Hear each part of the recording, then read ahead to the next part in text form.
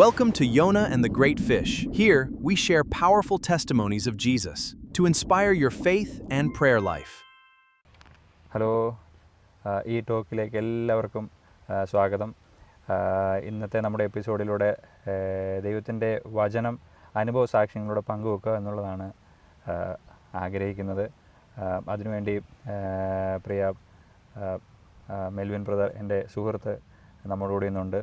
തൻ്റെ ജീവിതത്തിൽ കർത്താവ് ചെയ്ത വഴികൾ, കർത്താവിനെ അറിഞ്ഞ നാൾ മുതൽ ദൈവവചനം വായിക്കുന്ന അന്തരീക്ഷങ്ങളിൽ നമ്മുടെ ജീവിതത്തിലുണ്ടാകുന്ന വ്യത്യാസങ്ങൾ, അങ്ങനെ അല്പമായ ദൈവം നടത്തിയ വഴികളെ പങ്കുവെക്കുക, നിങ്ങളോട് അതിനെക്കുറിച്ച് ഷെയർ ചെയ്യുക എന്നുള്ളതാണ് ഉദ്ദേശിക്കുന്നത്. ഇതൊരു തിയോളജിക്കൽ വീഡിയോയോ അല്ലെങ്കിൽ ആ ഒരു തലത്തിലുള്ള വേദശാസ്ത്ര പഠനങ്ങളോ ചിന്തകളോ ഒന്നുമല്ല. സാധാരണക്കാർക്ക് മനസ്സിലാകുന്ന രീതിയിൽ ദൈവത്തെ അറിഞ്ഞ വ്യക്തികൾ ദൈവവചനം വായിക്കുവാൻ ഉത്സാഹിപ്പിക്കേണ്ടതിന് ആ ഒരു ഉദ്ദേശത്തോടുകൂടെ ഈ ഒരു വീഡിയോ ചെയ്യണമെന്ന് ആഗ്രഹിക്കുന്നു. കാണുന്ന പ്രിയപ്പെട്ടവർക്ക് എല്ലാവർക്കും ദൈവവചനം വായിക്കുവാനും പ്രാർത്ഥിക്കുവാനും ഒക്കെയുള്ള വലിയ ഉത്സാഹങ്ങൾ ഉണ്ടാകട്ടെ എന്ന് ആഗ്രഹിക്കുന്നു. അതിനായിട്ട് നമ്മുടെ കൂടെ എന്നുള്ളത് പ്രിയപ്പെട്ട എൻ്റെ സുഹൃത്ത് ബ്രദർ മെൽവിനാണ്. നമ്മളോട് ഇന്ന് തൻ്റെ അനുഭവ സാക്ഷ്യങ്ങൾ പങ്കുവെക്കും. അതിനായിട്ട് പ്രിയ മെൽവിൻ ബ്രദറിനെ കർത്താവ് സഹായിക്കട്ടെ. Thank you. എൻ്റെ ഒരു ബാല്യകാലത്തിലുള്ളൊരു ചെറിയൊരു ഓർമ്മയാണ്. എന്നെ പല ആൾക്കാരും, എൻ്റെ കൂട്ടുകാരൊക്കെ കളിയാക്കുന്നൊരു സാഹചര്യമായിരുന്നു. ഈ പെന്തിക്കോസിൽ പോയാൽ കപ്പയും മീനും കഴിക്കാം, ഇങ്ങനെ ഞാൻ ഒത്തിരി കേട്ടിട്ടുണ്ട്. അപ്പോൾ അച്ചായനും ഒരു സഭയിൽ നിന്ന് ആയിരുന്നപ്പോൾ തന്നെ കർത്താവിനെ അറിയുവാൻ, യേശു ആരെന്ന് രക്ഷിതാവായി സ്വീകരിക്കുവാൻ, ദൈവവചനത്തിൻ്റെ ഡോക്ട്രിൻസിനെ, മൂല്യങ്ങളൊക്കെ മനസ്സിലാക്കുവാൻ കർത്താവ് സഹായിച്ചു. പ്രിയ മെൽവിൻ ബ്രദർ, എന്തുകൊണ്ടാണ് ഇങ്ങനെ ഈ ഒരു വിശ്വാസത്തിലേക്ക് വന്ന് എന്തെങ്കിലും പ്രത്യേക അനുഭവങ്ങൾ, ജീവിതത്തിൽ ദൈവം ചെയ്ത ഉപകാരങ്ങൾ അല്പമായി ഒന്ന് വിവരിക്കാമോ? തീർച്ചയായിട്ടും. 2003 സമയത്താണ് ഞാൻ ഈ UK പ്രദേശത്തേക്ക് പഠനത്തിന് വേണ്ടി എൻ്റെ MSc ചെയ്യാൻ വേണ്ടി ഞാൻ കടന്നു വരുന്നത്. അതുവരെ ഞാൻ വളർന്നു വന്നത് കാത്തലിക് പശ്ചാത്തലത്തിലാണ്. കാത്തലിക് കുടുംബമാണ്. അങ്ങനെ പ്രത്യേകിച്ചൊരു ഭക്തിപരമായിട്ടുള്ളതോ അല്ലെങ്കിൽ റിലീജിയസ് ആയിട്ടുള്ള ഒരു താല്പര്യം എൻ്റെ അകത്ത് അങ്ങനെ അന്ന് ഉണ്ടായിട്ടില്ല. എല്ലാ സാധാരണക്കാരായ ചെറുപ്പക്കാരെയും പോലെ ഞാനും അന്ന് ജീവിച്ച് വളർന്നു വന്ന കൂട്ടുകാരും മറ്റ് ആക്ടിവിറ്റീസൊക്കെ ആയിട്ട് അങ്ങനെ ജീവിച്ച് വന്ന ഒരു സമയമായിരുന്നു. അങ്ങനെ 2003 ഞാനിവിടെ പഠിക്കാൻ ഈ യു കെയിലെത്തി. ഫസ്റ്റ് ഇയർ കഴിഞ്ഞു. സെക്കൻഡ് ഇയർ പ്രോജക്റ്റിൻ്റെ സമയത്ത്, പ്രോജക്റ്റ് വർക്ക് ചെയ്യുന്ന സമയത്ത് ഇവിടെയും എനിക്ക് ഒത്തിരി കൂട്ടുകാരും ഗേൾ ഫ്രണ്ട്സ്, അങ്ങനെയുള്ള കാര്യങ്ങളും പബ് ലൈഫ്, ഇങ്ങനെയുള്ള കാര്യത്തിനതെല്ലാം ഞാൻ പോയിട്ടുണ്ട്. അപ്പോൾ അങ്ങനെ അടിച്ച് പൊളിച്ച് ജീവിക്കുക എന്നുള്ള ഒരു ജീവിത ശൈലിയിൽ പൊയ്ക്കൊണ്ടിരുന്നൊരു സമയത്ത് ഭയങ്കരമായിട്ടുള്ളൊരു ഡിപ്രഷൻ്റെ ഒരു സ്റ്റേജിലേക്ക് ഞാൻ പോകുവാനിടയായി. ഗേൾ ഫ്രണ്ട്സ് തമ്മിലുള്ള പ്രശ്നങ്ങൾ, അതുപോലെ ജോലി കിട്ടാത്ത, പഠിച്ചിറങ്ങാറായ സമയത്ത് ജോലി കിട്ടാൻ സാധ്യത കുറഞ്ഞു വന്ന ഒരു സമയം, ഇല്ലെങ്കിൽ അപ്ലൈ ചെയ്യുമ്പോൾ റിജക്ഷൻസ് അനുഭവിക്കുന്ന ഒരു കാര്യം, അങ്ങനെയുള്ള പ്രത്യേക ഒരു സമയത്തൂടെ ഞാൻ പൊയ്ക്കൊണ്ടിരുന്നപ്പോൾ പ്രത്യേകിച്ച് കടുപ്പമായിട്ടുള്ള ഒരു ഡിപ്രഷൻ്റെ ഒരു സമയത്ത് ഒരു ദിവസം ഞാൻ വ്യക്തമായിട്ട് ഞാൻ ഓർക്കുന്നു, ഞാൻ താമസിച്ച ഒരു ഷെയർഡ് അക്കോമഡേഷനിലാണ്. അപ്പോൾ അവിടെ ഷെയർഡ് കിച്ചണാണ്. ആ കിച്ചൺ ബേസ്മെൻറ്റിലാണ്. ആ ബേസ്മെൻറ്റിൽ പോയി ഞാൻ ഇങ്ങനെ, അന്ന് പ്രാർത്ഥിക്കാനൊന്നും അറിയത്തില്ല, ഞാൻ ഇങ്ങനെ ഉറക്കെ പറയുകയാണ്, കർത്താവേ, നീ എന്തിനാണ് എന്നെ സൃഷ്ടിച്ചത്?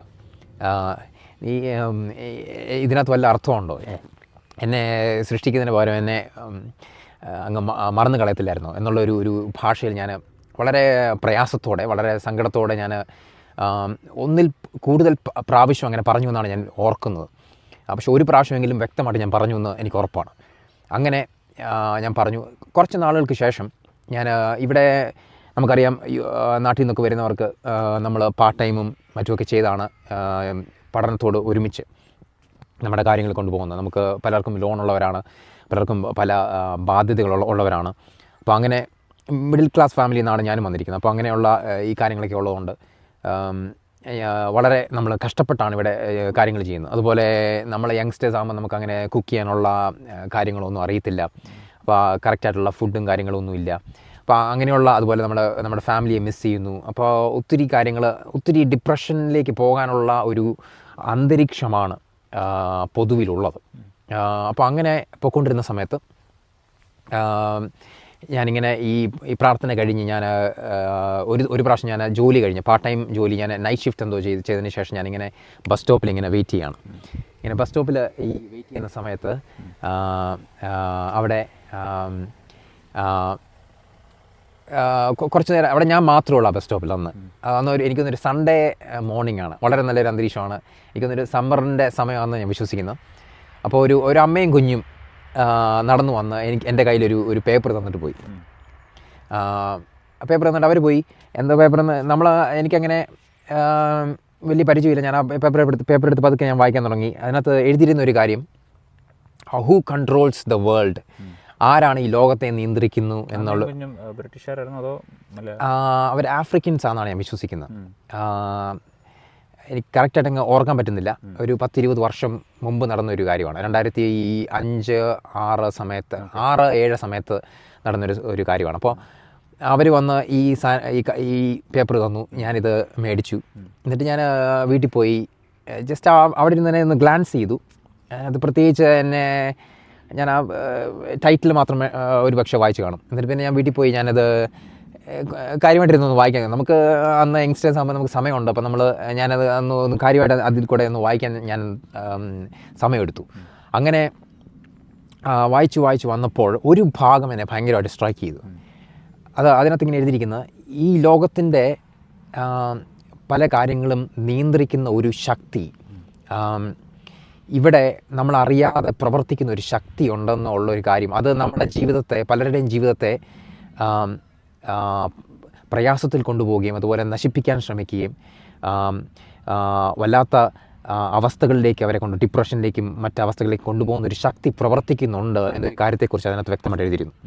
അപ്പോൾ അതെന്നെ ഭയങ്കരമായിട്ട് സ്പർശിച്ചു. ഇങ്ങനെയൊരു കാര്യം ഉണ്ടെങ്കിൽ എനിക്കിതിനെക്കുറിച്ച് അറിയണം എന്നുള്ളൊരു ചിന്ത എൻ്റെ അകത്തേക്ക് വന്നു.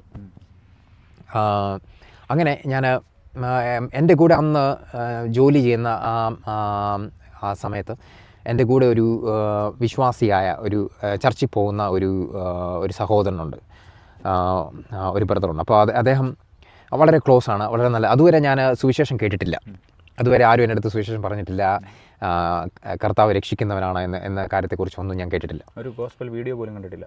ഗോസ്പൽ വീഡിയോ കണ്ടിട്ടുണ്ടെങ്കിലും എൻ്റെ മനസ്സിൽ ഉടക്കിയിട്ടില്ല, ശ്രദ്ധിച്ചിട്ടില്ല, അല്ലെങ്കിൽ അതിന് നമ്മൾ സമയം കൊടുത്തിട്ടില്ല. അങ്ങനെ ഇരിക്കുന്ന സമയത്ത് ഇദ്ദേഹത്തിൻ്റെ അടുത്ത് ഞാൻ ഈ സംഭവം, എനിക്ക് ഈ ഡിപ്രഷൻ്റെ ഒരു പ്രശ്നമുണ്ട്. അപ്പോൾ എനിക്ക് മനസ്സിലായി എന്തൊക്കെയോ കാര്യങ്ങളുടെ പുറകിൽ എന്തൊക്കെയോ ഉണ്ടാകാൻ സാധ്യതയുണ്ട്, എനിക്ക് ചിലപ്പോൾ ഒരു പ്രേയറിൻ്റെ ഒരു ആവശ്യമുണ്ട് എന്നുള്ള ഒരു ചിന്ത എൻ്റെ അകത്ത് വന്നു. അപ്പോൾ അങ്ങനെ ഞാൻ എൻ്റെ ഈ ഫ്രണ്ടിൻ്റെ അടുത്ത് പറഞ്ഞു, എൻ്റെ ഈ പ്രശ്നങ്ങൾ, എൻ്റെ പ്രയാസങ്ങൾ ഞാനിങ്ങനെ ഇതുമായിട്ട് ഞാൻ ഷെയർ ചെയ്തു. അദ്ദേഹം ഷെയർ ചെയ്തപ്പം അദ്ദേഹം വളരെ എല്ലാം കേട്ടിട്ട് തന്നെ എൻ്റെ അടുത്ത് എന്നെ ചർച്ചിലേക്ക് ക്ഷണിച്ചു. അവരുടെ ചർച്ചിലേക്ക്. ചർച്ച് ഞാൻ താമസിക്കുന്ന സ്ഥലത്തുനിന്ന് കുറച്ച് ദൂരെയായിരുന്നു. അതൊരു മലയാളം ചർച്ചാണ്. അപ്പോൾ അങ്ങോട്ട് എന്നെ ക്ഷണിച്ചു. പക്ഷേ അതിന് മുമ്പാണോ അതിന് ശേഷമാണോ ഞാൻ വ്യക്തമായിട്ട് ഓർക്കുന്നത് ഒരു അനുഭവം കൂടെ എനിക്കുണ്ടായിരുന്നു. അതായത് ഞാനിങ്ങനെ എൻ്റെ ബെഡ്റൂമിൽ ഞാൻ കിടക്കുന്ന സമയത്ത് ഇത് ആക്ച്വലി ഡ്രീമാണോ വിഷനാണോ ആക്ച്വലി ഫിസിക്കലായിട്ട് സംഭവിച്ചതാണോ എന്ന് പോലും എനിക്കറിയത്തില്ല. പക്ഷേ ഇത് വ്യക്തമായിട്ട് സംഭവിച്ചു. അത് എൻ്റെ ഹൃദയത്തിൽ നിന്ന് ഇതുവരെ മാറിയിട്ടില്ല ആ ഒരു ഓർമ്മ. ഞാനിങ്ങനെ കിടക്കുന്ന സമയത്ത് ആരോ വന്ന് എൻ്റെ ഈ കഴുത്തലിങ്ങനെ ഞെക്കി, ഒരു വ്യക്തിയെ വെള്ളത്തിൽ മുക്കി കുറേ നേരം പിടിച്ചുകൊണ്ടിരുന്നാൽ അവർക്ക് ഫീൽ ചെയ്യുന്ന ഒരു ഫീലിംഗ്, നമ്മൾ ശ്വാസം മുട്ടുന്ന രീതിയിലുള്ള ഒരു ഫീലിംഗ് പെട്ടെന്ന് ഞാനിങ്ങനെ കിടക്കുന്ന സമയത്ത് എനിക്കുണ്ടായിരുന്നു. അതിങ്ങനെ ഉണ്ടായി. അപ്പോഴത്തേക്ക് ഞാനിങ്ങനെ കാലും കൈ ഇങ്ങനെ നീട്ടി ഇതിനകത്തുനിന്ന് വിടുവിക്കാൻ, അതിനകത്തുനിന്ന് പുറത്തു വരാൻ വേണ്ടി ശ്രമിക്കുകയാണ്. ഞാൻ അതുപോലെ തുപ്പാൻ ശ്രമിക്കുന്നു, ഞാൻ സംസാരിക്കാൻ ശ്രമിക്കുന്നു, അങ്ങനെ പല കാര്യങ്ങളും ചെയ്യാൻ ശ്രമിക്കുന്നു, ഒന്നും പറ്റുന്നില്ല. അപ്പോൾ ഒരു ബൈബിൾ എൻ്റെ അടുത്ത് ഇരിപ്പുണ്ടായിരുന്നു. ഞാൻ കിടക്കുന്ന എൻ്റെ ബെഡിൻ്റെ അടുത്ത് എൻ്റെ ഫാദർ തന്ന ഒരു ബൈബിളാണ്. ഞാനങ്ങനെ വായിക്കത്തൊന്നുമില്ല, ചുമ്മാ അവിടെ നമ്മൾ കാത്തലിക് ബാക്ക്ഗ്രൗണ്ടിൽ നിന്ന് വന്ന ആൾക്കാരായതുകൊണ്ട് നമ്മൾ സാധാരണ ഇങ്ങനെയുള്ള കാര്യങ്ങളൊക്കെ നമ്മുടെ കയ്യിൽ കാണും. അപ്പോൾ അങ്ങനെ ആ ബൈബിൾ ഞാനിങ്ങനെ തൊടാൻ വേണ്ടി നോക്കുന്നുണ്ട്, പക്ഷേ എനിക്കത് അവിടെ അതിനെ പിടിക്കാൻ പറ്റുന്നില്ല. അങ്ങനെ കുറേ നേരം ഞാനിങ്ങനെ ട്രൈ ചെയ്തതിന് ശേഷം ഞാൻ യേശുവേ എന്നൊരു വാക്ക് വിളിച്ചു. യേശുവേ എന്ന് വിളിച്ചു. കാരണം യേശുവിൻ്റെ പേര് നമുക്കറിയാം. യേശുവേ എന്ന് ഞാൻ അറിയാതെ വിളിച്ചു. എങ്ങനെ വിളിച്ച ആ ഇൻസ്റ്റൻറ്റിൽ ഞാൻ ഫ്രീ ആയി. ഈ സംഭവം വിട്ടുപോയി. ഈ സംഭവം ഞാൻ ഫ്രീ ആയി, ഞാൻ എഴുന്നേറ്റു. സ്വപ്നം എന്ന് പറയുന്നത് പകലായിരുന്നോ അതോ രാത്രിയിലായിരുന്നോ? ഞാൻ എഴുന്നേറ്റു എന്ന് എനിക്കറിയാം. അപ്പോൾ എനിക്ക് തോന്നുന്നൊരു പകൽ സമയത്താകാനാണ് സാധ്യത എന്നാണ് എനിക്ക് മനസ്സിലാകുന്നത്. ഞാൻ ആ കറക്റ്റ് സമയവും ആ ദിവസമൊന്നും ഓർക്കുന്നില്ല. പക്ഷെ ഇത് വ്യക്തമായിട്ടും ഈ ഒരു സംഭവം ഇതെൻ്റെ മനസ്സിലുടക്കി. ഇതിങ്ങനെ കിടന്നു. ഓക്കെ, കർത്താവിൻ്റെ നാമം വിളിച്ചപ്പോൾ ഇത് പോയി. അതിനുശേഷം ഞാൻ എൻ്റെ ഫ്രണ്ട് പറഞ്ഞ സഭയിലേക്ക് ഞാൻ പോയി. ആ സഭയിലേക്ക് ഞാൻ പോയപ്പോൾ അവിടെ ഫസ്റ്റ് ടൈം ഞാൻ പോവാണ്. അപ്പോൾ ഞാൻ ഇച്ചിരി താമസിച്ചാണ്, ഓൾറെഡി അവിടെ മീറ്റിംഗ് സ്റ്റാർട്ട് ചെയ്തു. ഞാൻ ഇച്ചിരി താമസിച്ചാണ് അങ്ങോട്ട് ചെല്ലുന്ന സമയത്ത് ഞാൻ അങ്ങോട്ട് ചെന്നതും അവിടുത്തെ ആ ദേവദാസൻ ഇറങ്ങി വന്ന് ആ പാർക്കിങ്ങിലേക്ക് വന്ന് ഓടി വന്ന് എന്നെ കെട്ടിപ്പിടിച്ചൊരു ഉമ്മ വന്നു. എന്നെ സംബന്ധിച്ച് അത് ഭയങ്കരമായിട്ട് എന്നെ അത് സ്പർശിച്ചു. കാരണം അത് ഞാൻ ലോൺലിനെസ്സും ഡിപ്രഷനും ഒക്കെ അനുഭവിച്ച് നിൽക്കുന്ന ഒരു വ്യക്തി, ഇവിടെ നമുക്ക് അത്ര ക്ലോസ് ആയിട്ട് ആരും നമ്മളെ നോക്കാനോ നമ്മളെ കെയർ ചെയ്യാനോ ആരും ഇല്ലാത്ത രീതിയിൽ ഇവിടെ നിൽക്കുമ്പോൾ ഒരു വ്യക്തി ഓടി വന്ന് നമ്മളെ ഭയങ്കര ആ ഒരു പിതാവിൻ്റെ സ്നേഹത്തോടെ വന്ന് കെട്ടിപ്പിടിച്ച് ഉമ്മ വെച്ചപ്പോൾ എന്നെ അത് ഭയങ്കരമായിട്ടത് എന്നെ സ്പർശിച്ചു. എന്നിട്ട് ഞാൻ പിന്നെ ഈ സഭയിൽ പോയി ആ മീറ്റിംഗ് കൂടി. അതിങ്ങനെ ഓരോ ആഴ്ചയിലും ആ മീറ്റിങ്ങുകൾ ഞാൻ മുടക്കാതെ ഞാൻ കൂടിക്കൊണ്ടിരുന്നു. അങ്ങനെ പോയി പല കാര്യങ്ങൾ ഞാൻ കേൾക്കാനിടയായി. യേശുവിനെ ഹൃദയത്തിൽ സ്വീകരിക്കേണ്ട ആ കാര്യത്തെക്കുറിച്ച് ഞാൻ കേട്ടു. അങ്ങനെ ആ കാര്യങ്ങൾ ഞാൻ ചെയ്തതിന് ശേഷം സ്നാനത്തെക്കുറിച്ച് ദേവദാസം സംസാരിക്കാനിടയായി. അങ്ങനെ സ്നാനത്തിൻ്റെ ഒരു ക്ലാസ് എനിക്ക് ലഭിച്ചു. എന്നോട് കൂടെ അവിടെ വേറെ മറ്റു പലരും അന്നുണ്ടായിരുന്നു ഈ സ്നാനത്തിൻ്റെ ക്ലാസ് കേൾക്കാനും സ്നാനപ്പെടാനും തയ്യാറായിട്ട് വന്നേക്കുന്ന ആൾക്കാർ. അപ്പോൾ ഒരു കാര്യം ചോദിച്ചോട്ടെ, സ്നാനപ്പെടുക എന്നുള്ളത് ബൈബിൾ വായിച്ച് അതിൻ്റെ ബോധ്യത്തിലാണോ സ്നാനപ്പെട്ടത്, അതോ പാസ്റ്റ് പറഞ്ഞിട്ടാണോ സ്നാനപ്പെട്ടത്? പാസ്റ്റർ പറഞ്ഞിട്ടല്ല. ഞാൻ ഈ സഭയിലേക്ക് വരാൻ തുടങ്ങിയതിന് ശേഷം ഭയങ്കരമായിട്ടുള്ള വ്യത്യാസങ്ങൾ എൻ്റെ സ്വഭാവത്തിനകത്ത് തന്നെ ഉണ്ടാകാൻ തുടങ്ങിയായിരുന്നു. പതുക്കെ ഞാൻ ഭയങ്കരമായിട്ട് പണ്ട് ഞാൻ പറഞ്ഞു പബ് ലൈഫും അതുപോലെ ഫ്രണ്ട്ഷിപ്പ് ഇങ്ങനെയുള്ള ഭയങ്കരമായിട്ടുള്ള കാര്യങ്ങൾ എൻ്റെ ജീവിതത്തിലുണ്ടായിരുന്നു. പക്ഷേ ഞാൻ അതിനകത്തു നിന്നൊക്കെ പതുക്കെ ഞാൻ അകന്ന് വരാൻ തുടങ്ങി. എനിക്ക് ദൈവിക കാര്യങ്ങളോട് കൂടുതൽ താല്പര്യം കൂടാൻ തുടങ്ങി. അങ്ങനെ കൂടി വന്ന് ഞാൻ ബൈബിൾ വായിക്കാൻ തുടങ്ങി. അതുവരെ എനിക്ക് ബൈബിൾ വായിക്കുമ്പോൾ ഒന്നും മനസ്സിലാകത്തില്ലായിരുന്നു. പണ്ട് എനിക്ക് ഇംഗ്ലീഷ് ബൈബിളുണ്ട്, KJV ഉണ്ട്, പക്ഷെ ഇത് വായിച്ചാൽ ഒന്നും മനസ്സിലാകത്തില്ലായിരുന്നു. അതുവരെ ഞാൻ വായിക്കുമ്പോൾ ഇത് എന്തിനാ ഇത് ചുമ്മാ സ്റ്റോറി ബുക്ക് ഇതിനേക്കാളും നല്ലതല്ലേ എന്നൊക്കെ ഞാൻ വിചാരിക്കുമായിരുന്നു.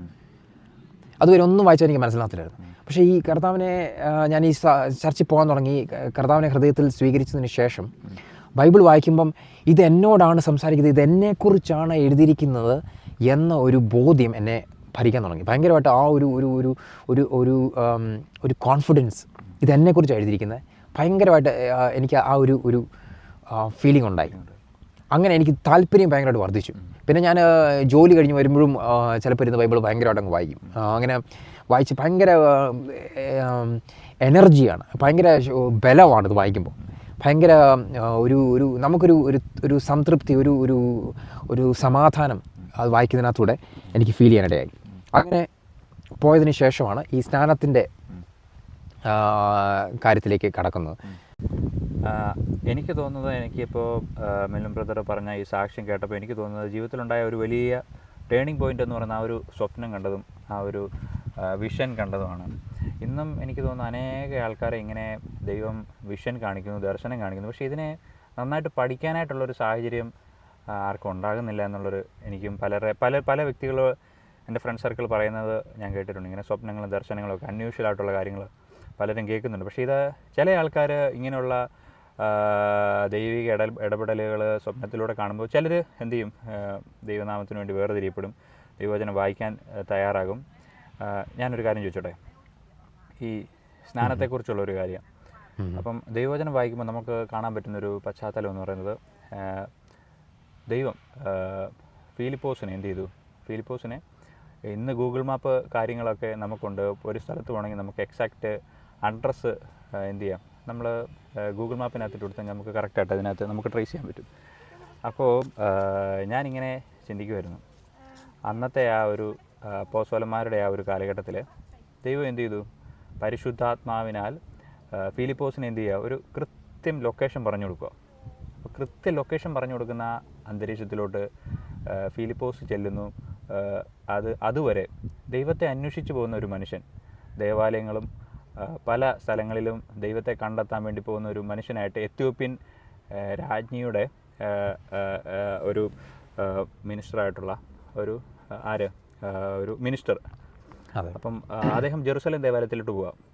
പോയിട്ട് തിരിച്ചു വരുമ്പോൾ അദ്ദേഹത്തിൻ്റെ ഒരു ജൂയിഷ് സ്ക്രോൾ അല്ലെങ്കിൽ ഒരു യെശയ്യാവിൻ്റെ ഒരു, നമുക്ക് വേണമെങ്കിൽ ഇങ്ങനെ പറയാം, ബൈബിൾ. അതെ. അപ്പോൾ ഇദ്ദേഹം ഇത് വായിച്ചിട്ടൊന്നും മനസ്സിലാകുന്നില്ല. ഇദ്ദേഹം ഇങ്ങനെ തേരിൽ തൻ്റെ വലിയൊരു ജേണിയോടൊപ്പം തൻ്റെ ഈ തേരിൽ ഇതിരുന്ന് വായിക്കുന്നു. പള്ളിയിൽ പോയിട്ടാണ് വരുന്നത്, ബൈബിളും ഉണ്ട് കയ്യിൽ. പക്ഷെ ഇതൊന്നും മനസ്സിലാവുന്നില്ല. അദ്ദേഹം ഇങ്ങനെ ഇരുന്ന് ഇതിങ്ങനെ കൺഫ്യൂഷനായിട്ട് ഇങ്ങനെ ഇരുന്ന് വായിച്ചു വരുന്ന സമയത്ത് കറക്റ്റ് ദൈവം ഫിലിപ്പോസിനെ, അദ്ദേഹം വായിക്കുന്നത് അദ്ദേഹത്തിൻ്റെ മനസ്സിലെ നല്ല ഉദ്ദേശവും നല്ല ഒരു മനോഭാവത്തെ ദൈവം ദൂരമേ കണ്ടു. എന്നിട്ട് ദൈവം ആരെ അപ്പോയിൻറ്റ് ചെയ്തു? ഫിലിപ്പോസിനോട് പറഞ്ഞു, നീ മോനെ, നീ അവിടെ ചെല്ല്, ഇന്ന ഒരു സാഹചര്യത്തിന് നീ ആ മരുഭൂമിയിൽ ഇന്ന ആ ഗസയ്ക്ക് പോകുന്ന ആ നിർജ്ജന പ്രദേശത്ത് നീ അവിടെ പോയി ഇന്ന എക്സാക്റ്റ് അഡ്രസ്സ് പറഞ്ഞു കൊടുത്തു. ഫിലിപ്പോസ് അവിടെ ചെന്നു. ദൈവത്തിൻ്റെ, ഞാൻ വചനം വായിച്ചപ്പോൾ എനിക്ക് മനസ്സിലായ ഒരു കാര്യം, അദ്ദേഹത്തിൻ്റെ മനസ്സിലെ ആ ഒരു ആത്മദാഹത്തെ, ഈ എത്യോപ്യൻ ഭരണാധികാരിയുടെ ആത്മദാഹത്തെ ദൈവം ദൂരമേ കണ്ടു. ദൈവം ഗൈഡൻസ് കൊടുത്തു ഫിലിപ്പോസിന്. ഫിലിപ്പോസ് വചനം പറഞ്ഞു, നീ വായിച്ചത്, നീ അറിഞ്ഞത് ഇതെല്ലാം യേശുവിനെ കുറിച്ചാണ്. ഇത് ഒരു രാജാവായി നീ പോയില്ലേ ഇപ്പോൾ ജെറുസലേം ദേവാലയത്തിൽ, അവർ കാത്തിരിക്കുന്ന ഒരു രാജാവിനെയാണ് നീ വായിച്ച യെശയ്യാവിൻ്റെ പുസ്തകം പറയുന്നത്. പക്ഷേ ഇന്ന് നീ പോയ ദേവാലയത്തിൽ ഇരിക്കുന്ന ആൾക്കാർക്ക് ഈ രാജാവിനെ മനസ്സിലായിട്ടില്ല. പക്ഷേ നിന്നോട് ഞാനൊരു കാര്യം പറയുന്നു, ഇങ്ങനെ സംഭവങ്ങൾ ഈ കാലഘട്ടത്തിൽ തന്നെ നീ കണ്ടു, കേട്ടു, അറിഞ്ഞു. ഒരു യേശുവിനെ ക്രൂശിച്ചു കൊന്നത് നീ അറിഞ്ഞു. നീ ഒരു ഭരണാധികാരിയാണ്. നിൻ്റെ എത്യോപ്യ എന്ന് പറയുന്ന രാജ്യത്തെ പോലെ തന്നെ തൊട്ടടുത്ത് കിടക്കുന്ന ഒരു രാജ്യത്തുണ്ടായ ഒരു വലിയൊരു സംഭവം. ഈ യേശുവാണ് ആര്? മശിഹ. യേശുവാണ് രക്ഷകൻ. നീ വായിച്ചില്ലേ കഷ്ടം അനുഭവിക്കുന്ന ഒരു ദാസനെക്കുറിച്ച് യെശയ്യാവിൻ്റെ പുസ്തകങ്ങളിൽ? ഈ കഷ്ടം അനുഭവിക്കുന്ന ദാസൻ യേശുവാണ്. ഈ ഒരു വെളിപ്പാട് ആഴമായി ഈ ഫിലിപ്പോസ് ദൈവത്തിൻ്റെ ആത്മാവിനാൽ ആരോട് പറഞ്ഞു കൊടുക്കുന്നു? ഈ പറയുന്ന ഷണ്ടനോട് പറഞ്ഞു കൊടുക്കുന്നു. ഇതേ എന്ത് ചെയ്യുന്ന വെച്ചാൽ ഒന്ന് ശ്രദ്ധിച്ചു നോക്കി, വെള്ളം ഇവിടെ എന്നെ സ്നാനപ്പെടുത്തു, ശരിയല്ലേ? അതെ. ഇവിടെ ഒരിക്കലും ഫിലിപ്പോസ് ഈ പറയുന്ന ഷണ്ടനെ പുഷ് ചെയ്യുന്നില്ല, നീ സ്നാനപ്പെടണം എന്നുള്ളൊരു പുഷ് വരുന്നില്ല. മറിച്ച് ദൈവവചനം പറഞ്ഞു കൊടുക്കുമ്പോൾ അദ്ദേഹം സ്വന്തമായി സമർപ്പിക്കുക. എനിക്കിപ്പോൾ മെൽവിൻചാൻ പറയുന്ന ആ ഒരു അനുഭവസാക്ഷ്യം കേട്ടപ്പോഴും എനിക്ക് മനസ്സിലായ ഒരു കാര്യം, നമ്മൾ ദൈവവചനത്തിന് വാല്യൂ കൊടുക്കുന്നില്ല, വായിക്കാൻ തയ്യാറാവുന്നില്ല, ഒരുപക്ഷെ നമ്മൾ മനസ്സിലാകുന്നില്ല എന്നുള്ള നിലയിൽ നമ്മൾ എന്ത് ചെയ്യുക, മാറ്റി നിർത്തുക. പക്ഷേ ഇന്ന് ഒത്തിരി അന്തരീക്ഷങ്ങൾ നമ്മുടെ സമൂഹത്തിൽ വചനം വായിക്കേണ്ടവർക്ക് വചനം വായിക്കാൻ, മനസ്സിലാകാത്തവർക്ക് സിമ്പിൾ വേർഷൻസ്, ദൈവം തൻ്റെ ഭാഗത്തു നിന്ന് നീതിയെ ലോകത്തോട് അറിയിച്ചുകൊണ്ടിരിക്കുക. അപ്പോൾ എൻ്റെ ക്വസ്റ്റ്യൻ ഇതാ, സ്നാന ശുശ്രൂഷ എന്നുള്ളൊരു തലത്തിലാണ് ഞാൻ ചിന്തിക്കുന്നത്.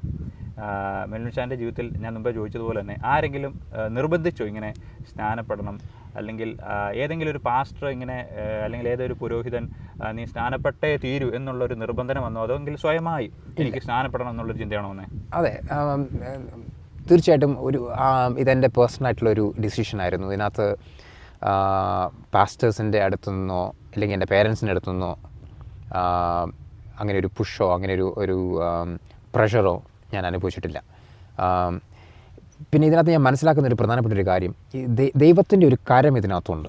കർത്താവിൻ്റെ ആ ഒരു കരം, ദൈവപ്രവൃത്തി ഇതിനകത്ത് ഉള്ളത് കൊണ്ടാണ് നമ്മുടെ താല്പര്യവും അതിനുള്ള സാഹചര്യങ്ങളും എല്ലാം ഒത്തുവരുന്നത്. ഇപ്പം ഷണ്ണൻ്റെ ആ കേസിൽ എനിക്ക് മനസ്സിലാകുന്നത്, കർത്താവ് അവരുടെ മധ്യേ കർത്താവുണ്ട്, കർത്താവിൻ്റെ സാന്നിധ്യമുണ്ട്, ദൈവം പ്രവർത്തിക്കുന്നുണ്ട്. ആ കർത്താവ് കൃപ കൊടുത്തുകൊണ്ടാണ് ആ ഹൃദയം തുറക്കാനും അക്സെപ്റ്റ് ചെയ്യാനും അടുത്ത സ്റ്റെപ്പിലേക്ക് പോകാനും ഷണ്ണന് ഒരു പ്രേരണ ഉണ്ടായത് എന്നാണ് ഞാൻ വിശ്വസിക്കുന്നത്. എന്ന് പറഞ്ഞതുപോലെ തന്നെ എൻ്റെ ജീവിതത്തിലും സ്വയമേ നമ്മുടെ ഹൃദയത്തിനകത്ത് ആ ഒരു ഇൻസ്പിറേഷൻ, ഒരു ഈ സത്യത്തോടുള്ള ഒരു താല്പര്യം, അത് ആ സത്യമായ കർത്താവിൻ്റെ അടുത്തുനിന്ന് വരുന്ന ഒരു കാര്യമാണ്. അങ്ങനെ ആ ദൈവത്തിൻ്റെ കരം അവിടെ ഉണ്ടെന്നുള്ളതാണ് അത് വെളിപ്പെടുത്തുന്നത്. അതല്ലാതെ മറ്റെന്തോ ഒരു ഉദ്ദേശത്തോടെ ഇങ്ങനെയുള്ള സ്പിരിച്വൽ കാര്യത്തിന് ഇറങ്ങിയിട്ടുണ്ടെങ്കിൽ അത് സക്സസ് ആവുമെന്ന് ഞാൻ വിശ്വസിക്കുന്നില്ല. അപ്പോൾ അതുകൊണ്ട് എൻ്റെ പേഴ്സണൽ ജീവിതത്തിൽ ഇതാണ് സംഭവിച്ചത്. എൻ്റെ ഇതിനകത്ത് മറ്റൊരു വ്യക്തിയുടെ ഒരു വ്യക്തിയുടെയും ഒരു പ്രഷർ എനിക്കുണ്ടായിട്ടില്ല. അതുകൊണ്ട് എനിക്ക് അതിനകത്തൊരു ഉറച്ചൊരു ബോധ്യം ഉണ്ടായിരുന്നു, ഞാൻ ചെയ്യുന്ന സത്യമാണെന്നുള്ളൊരു ബോധ്യം എനിക്കുണ്ടായിരുന്നു. ഞാനും വിശ്വസിക്കുന്നത് ബൈബിളിൽ ഒരു പശ്ചാത്തലത്തിൽ ഒരു സ്ഥലത്ത് പോലും ആരെയും സ്നാനപ്പെടുത്തുക എന്നുള്ളൊരു നിർബന്ധം കിടപ്പില്ല. വചനം പ്രസംഗിക്കുക, അതെ, വചനം അറിയിക്കുക. ഇനി മറ്റൊരു പശ്ചാത്തലം ഞാനിങ്ങനെ ചിന്തിക്കുകയായിരുന്നു. അതായത് പൗലോസും ജയിലായി കഴിഞ്ഞ ശേഷം അദ്ദേഹത്തിൻ്റെ പൗലോസിൻ്റെ അപ്പോസ്തലൻ്റെ ആ ഒരു ഉത്സാഹവും ആ ഒരു ഊർജ്ജമെല്ലാം ഞാൻ പഠിച്ചു വെച്ച എൻ്റെ മതപുസ്തകങ്ങളിൽ ഞാൻ വായിച്ചു വളർന്ന ജൂത പശ്ചാത്തലത്തിൽ അറിഞ്ഞ ജൂവിഷ് ഗ്രന്ഥങ്ങളിൽ എഴുതി വെച്ച ഈ മശിഹ ഞാൻ തന്നെ നശിപ്പിച്ച് ഇല്ലായ്മ ചെയ്ത് കളയാൻ ആഗ്രഹിച്ച ഈ സൊസൈറ്റിയുടെ ഒരു ക്രൂശിച്ച് കൊന്ന എൻ്റെ തന്നെ മത നേതാക്കന്മാർ അല്ലെങ്കിൽ ഭരണാധികാരികളെ ചേർന്ന് നിന്ന് റോമൻ ഗവൺമെൻറ് ക്രൂശിച്ചു വന്ന യേശു തന്നെയാണ് ഞാൻ വായിച്ച്, ഞാൻ ഗ്രഹിച്ച്, ഞാൻ അറിഞ്ഞ രക്ഷകൻ. അതെ എന്നുള്ള ആ ഒരു വെളിപ്പാട് ഈ പൗലോസ് അപ്പോസ്തലൻ വന്നു കഴിഞ്ഞപ്പോൾ മെലുൻഷാനെ ഒന്ന് ചിന്തിച്ചു നോക്കുകയും തീക്ഷ്ണതയിൽ അദ്ദേഹം വളർന്നു വരിക, വളരെയധികം ഉത്സാഹം കാണിക്കുക യേശു ആരാണ് എന്ന് പറയാനുള്ള ഒരു ഉത്സാഹം. പിന്നീടുണ്ടായ എനിക്ക് തോന്നുന്നു ബ്രദറെ, ഈ മജോറിറ്റി ആൾക്കാരും സത്യത്തിന് വേണ്ടി നിൽക്കുന്ന ആൾക്കാരാണ്. സത്യം ഗ്രഹിച്ചാൽ നമ്മൾ സത്യത്തിന് വേണ്ടി നിൽക്കും.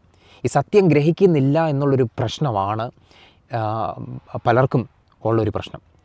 ഇല്ലെങ്കിൽ ഇത് നമ്മുടെ വചനത്തിൽ പറയുന്ന പോലൊക്കെ തന്നെ ഈ വചനം പറയാതെ മറ്റുള്ളവരെങ്ങനെ കേൾക്കും. ഇപ്പോൾ എൻ്റെ കാര്യത്തിൽ തന്നെ ഫസ്റ്റ് ടൈമാണ് ഞാൻ പറഞ്ഞ ആ ഒരു ട്രാക്റ്റ് എനിക്ക് കിട്ടാനിടയായി.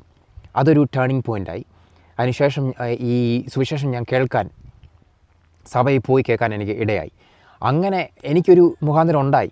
ഇപ്പോൾ ആരെങ്കിലും പറയണം ഈ ഇതിനെക്കുറിച്ച്. അതുകൊണ്ടാണ് നമ്മൾ ചെയ്യുന്ന, കർത്താവിന് വേണ്ടി ചെയ്യുന്ന എല്ലാ പ്രവൃത്തികളും അതിനകത്തൊക്കെ ഭയങ്കര ഇമ്പാക്റ്റ് ഉണ്ട്. ഇപ്പം ഈ ട്രാക്റ്റ് കൊടുക്കുന്ന ആരെങ്കിലും വിചാരിച്ചു ഈ സൺഡേ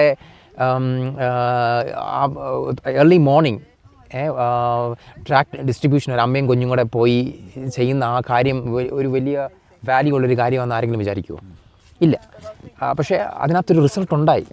എന്നെ തൊടാൻ അതൊരു മുഖാന്തരമായി എന്ന് പറഞ്ഞ പോലെ ആരെങ്കിലും ഇതിനു വേണ്ടിയിട്ട് എന്തെങ്കിലും ചെയ്യാൻ തയ്യാറായാൽ അത് വീഴേണ്ട സ്ഥലത്ത് ആ വിത്ത് വീണ് കഴിഞ്ഞാൽ കർത്താവ് ബാക്കി ചെയ്തോളും. ദൈവത്തിൻ്റെ കാര്യം അതിനകത്ത് വെളിപ്പെട്ടാൽ ആ വ്യക്തി തിരിയും.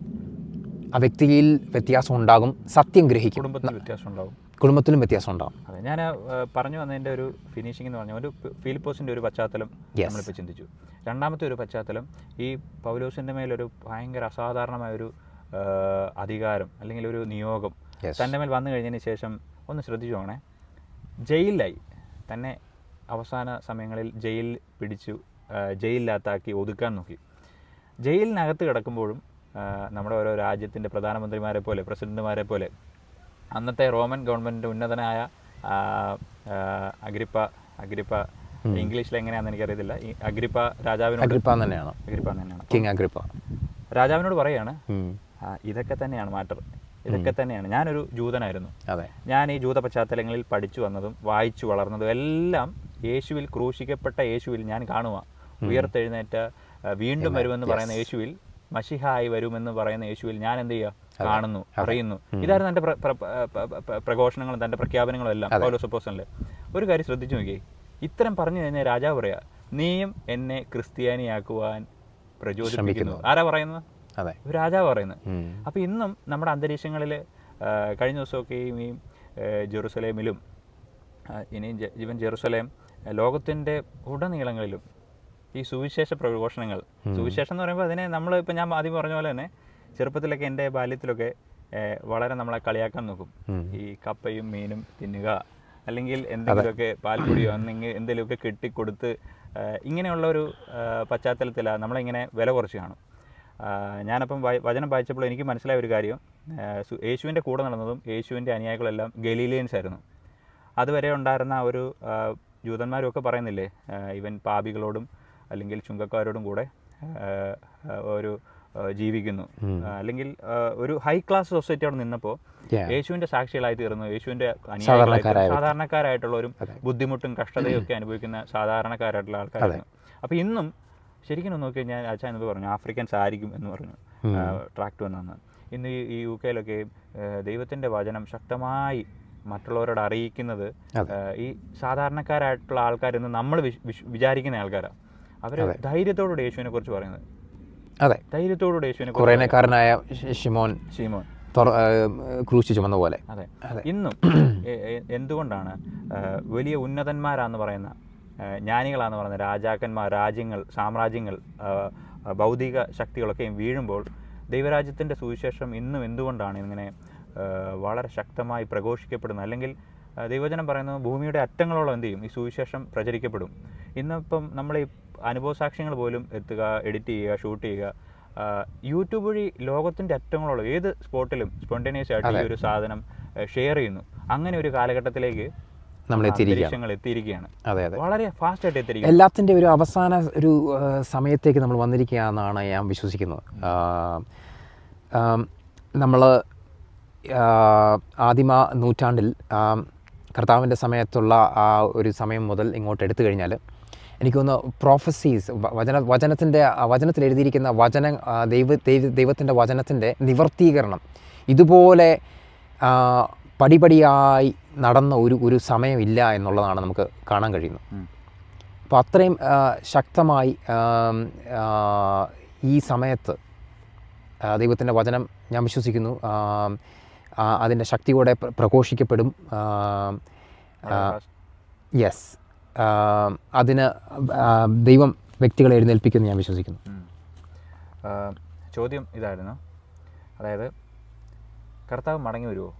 അതായത് കർത്താവിൻ്റെ ആദ്യത്തെ വരവിനെക്കുറിച്ച് പൗലോസ് അപ്പോസ്തലൻ തന്നെ പറയുന്നത് അതെ കാലസമ്പൂർണ്ണത, അല്ലെങ്കിൽ ഒരു പെർഫെക്റ്റ് ടൈമിൽ, ഗ്രീക്ക് ലാംഗ്വേജും എല്ലാ സാഹചര്യങ്ങളൊക്കെ വളരെ പെർഫെക്റ്റ് ടൈമിൽ യേശു കർത്താവിൻ്റെ ആദ്യത്തെ ജനനം അല്ലെങ്കിൽ ആദ്യത്തെ വരവ് എന്ന് ബൈബിളിൽ കാണുന്ന നമ്മുടെ പശ്ചാത്തലങ്ങളൊക്കെ ആ ഒരു മൊമെൻറ്റിലായിരുന്നു.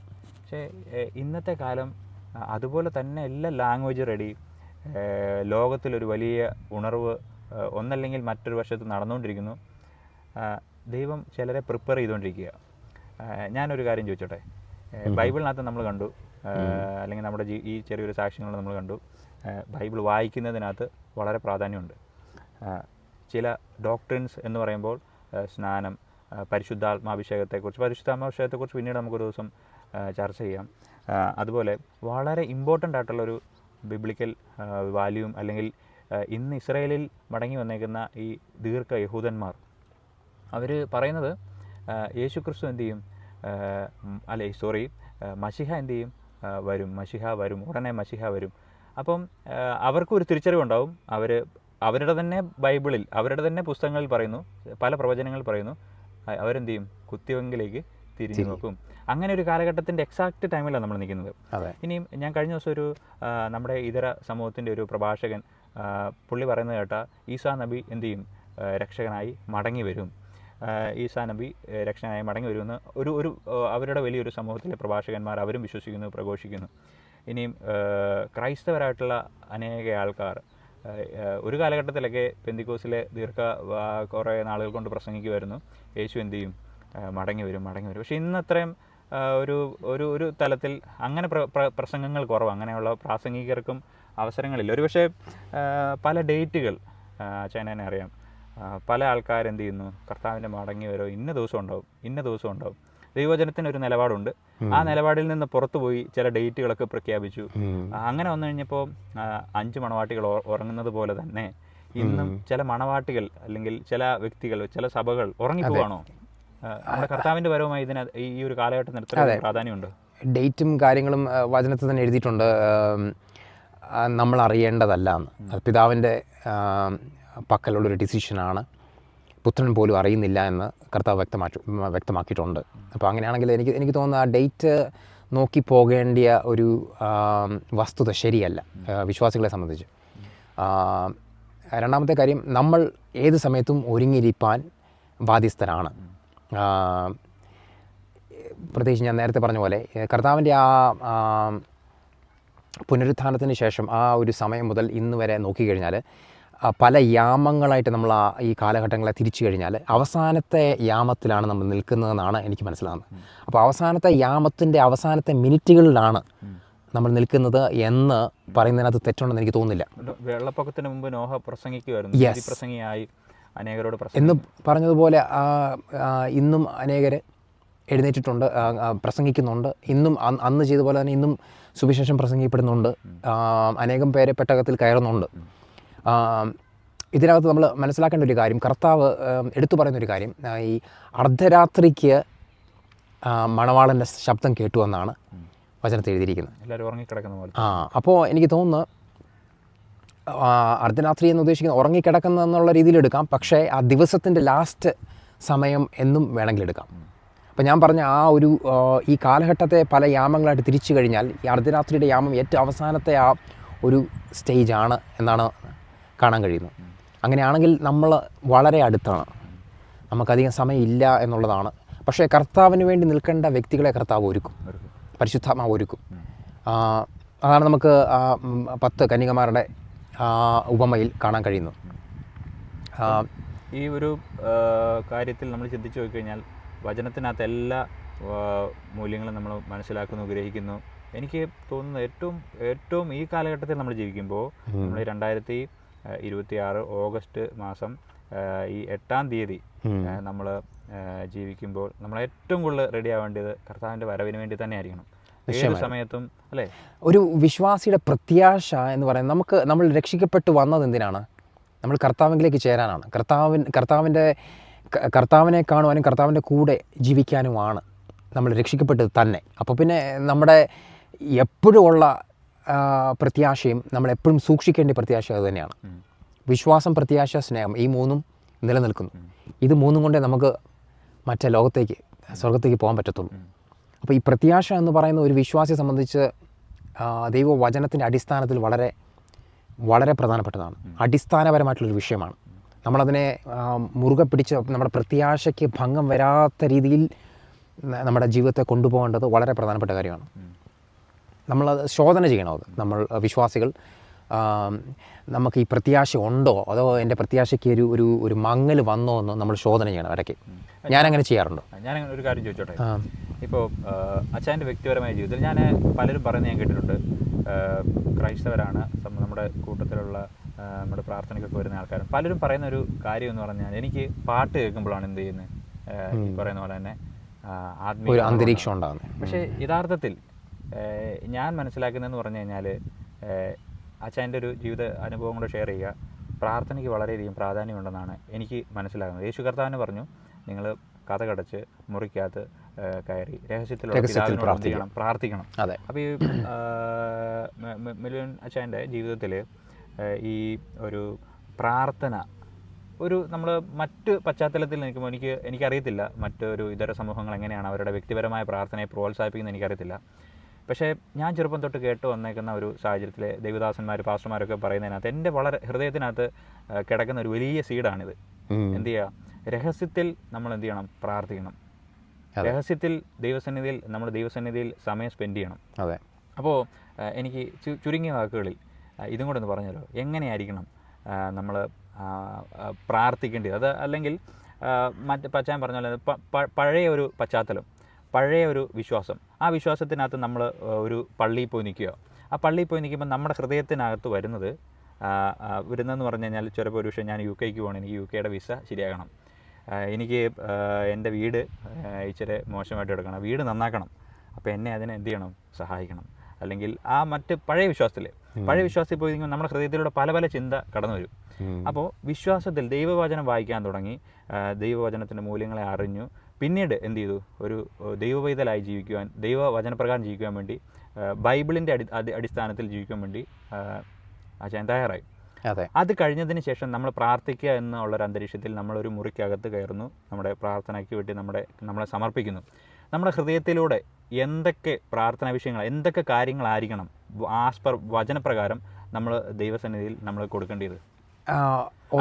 പ്രാർത്ഥിക്കുന്ന എന്തെങ്കിലും പ്രത്യേക പ്രൊസീജിയർ ഉണ്ടോ, അതോ നമുക്ക് നമ്മൾ സംസാരിക്കുന്നത് പോലെയൊക്കെ തന്നെയാണ്? എങ്ങനെയാണ് പ്രാർത്ഥിക്കാൻ നമുക്ക് നന്നായിട്ട് പറ്റേണ്ടത്? ഒന്നാമതായിട്ട് രക്ഷിക്കപ്പെട്ട് കർത്താവിനെ അറിഞ്ഞ വ്യക്തികൾ ഓട്ടോമാറ്റിക്കലി പ്രാർത്ഥിക്കാൻ, കാരണം നമ്മൾ കർത്താവിൻ്റെ ആത്മാവിലാണ് വീണ്ടും ജന്മം പ്രാപിക്കുന്നത്. അത് പ്രാർത്ഥനയുടെ ആത്മാവാണ്. ആ ആത്മാവിൽ പ്രാർത്ഥനയുണ്ട്. അതുകൊണ്ട് ആ ആത്മാവ് നമ്മളെ പ്രാർത്ഥിക്കാൻ പ്രേരിപ്പിക്കും, നമ്മളെ സഹായിക്കും. അപ്പോൾ ഒരു വിശ്വാസി നിർബന്ധമായിട്ടും പ്രാർത്ഥിക്കണം എന്നതിനകത്ത് ഒരു ചോദ്യവുമില്ല, ഒരു തർക്കവുമില്ല. പക്ഷേ എങ്ങനെ പ്രാർത്ഥിക്കും എന്നുള്ള ഒരു വിഷയം നമ്മൾ നോക്കിക്കഴിഞ്ഞാൽ എനിക്ക് തോന്നുന്നത് അത് കർത്താവ് നമ്മളെ പഠിപ്പിക്കുന്നതാണെന്നാണ് ഞാൻ വിശ്വസിക്കുന്നത്. പ്രധാനമായിട്ടും കർത്താവുമായിട്ടുള്ളൊരു കമ്മ്യൂണിയനാണ് ഇതിനകത്ത്. കർത്താവുമായിട്ടുള്ള ആ റിലേഷൻഷിപ്പ്, ആ ബന്ധം, അതിനെ ഉറപ്പിക്കുന്ന ഒരു കാര്യമാണ് ഈ പ്രാർത്ഥന എന്നുള്ളത്. നമ്മൾ ആ സമയം ചെലവഴിക്കുക എന്നുള്ളതാണ് കൂടുതലായിട്ടും.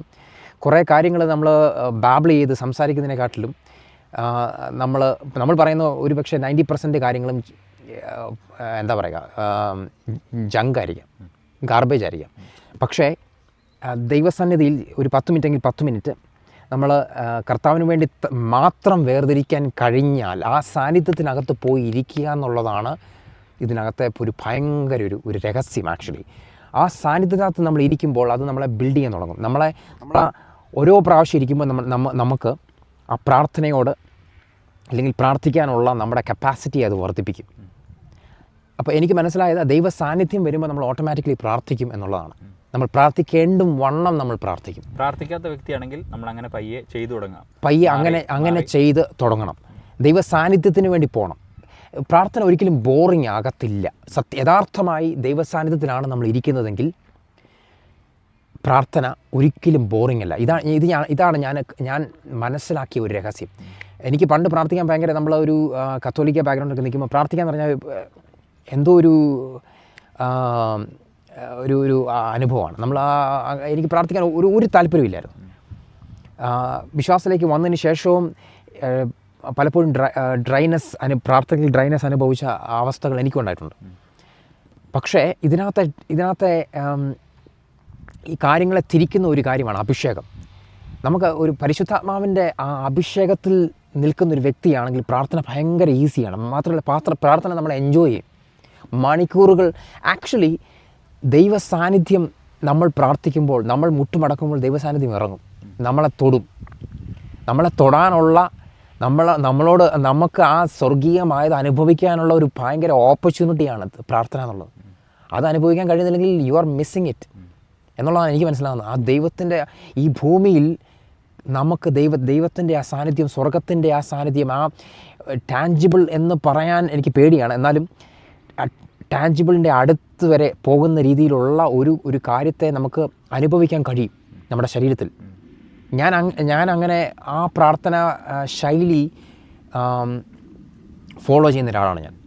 എനിക്ക് ദൈവസാന്നിധ്യത്തിലേക്ക് പ്രാർത്ഥിക്കാൻ പറ്റത്തില്ല. അപ്പം ഞാനത് ആദ്യമേ ചോദിച്ചത്, നമ്മൾ നേരത്തെയുള്ള പശ്ചാത്തലത്തിൽ നമ്മൾ പ്രാർത്ഥിക്കുമ്പോൾ, നേരത്തെയുള്ള വിശ്വാസത്തിൽ നമ്മൾ പ്രാർത്ഥിക്കുമ്പോൾ നമ്മുടെ ഹൃദയത്തിൽ എന്തൊക്കെയായിരിക്കും പ്രാർത്ഥന വിഷയങ്ങളായിട്ട് കടന്നു വരുന്നത് മേജറായിട്ട്?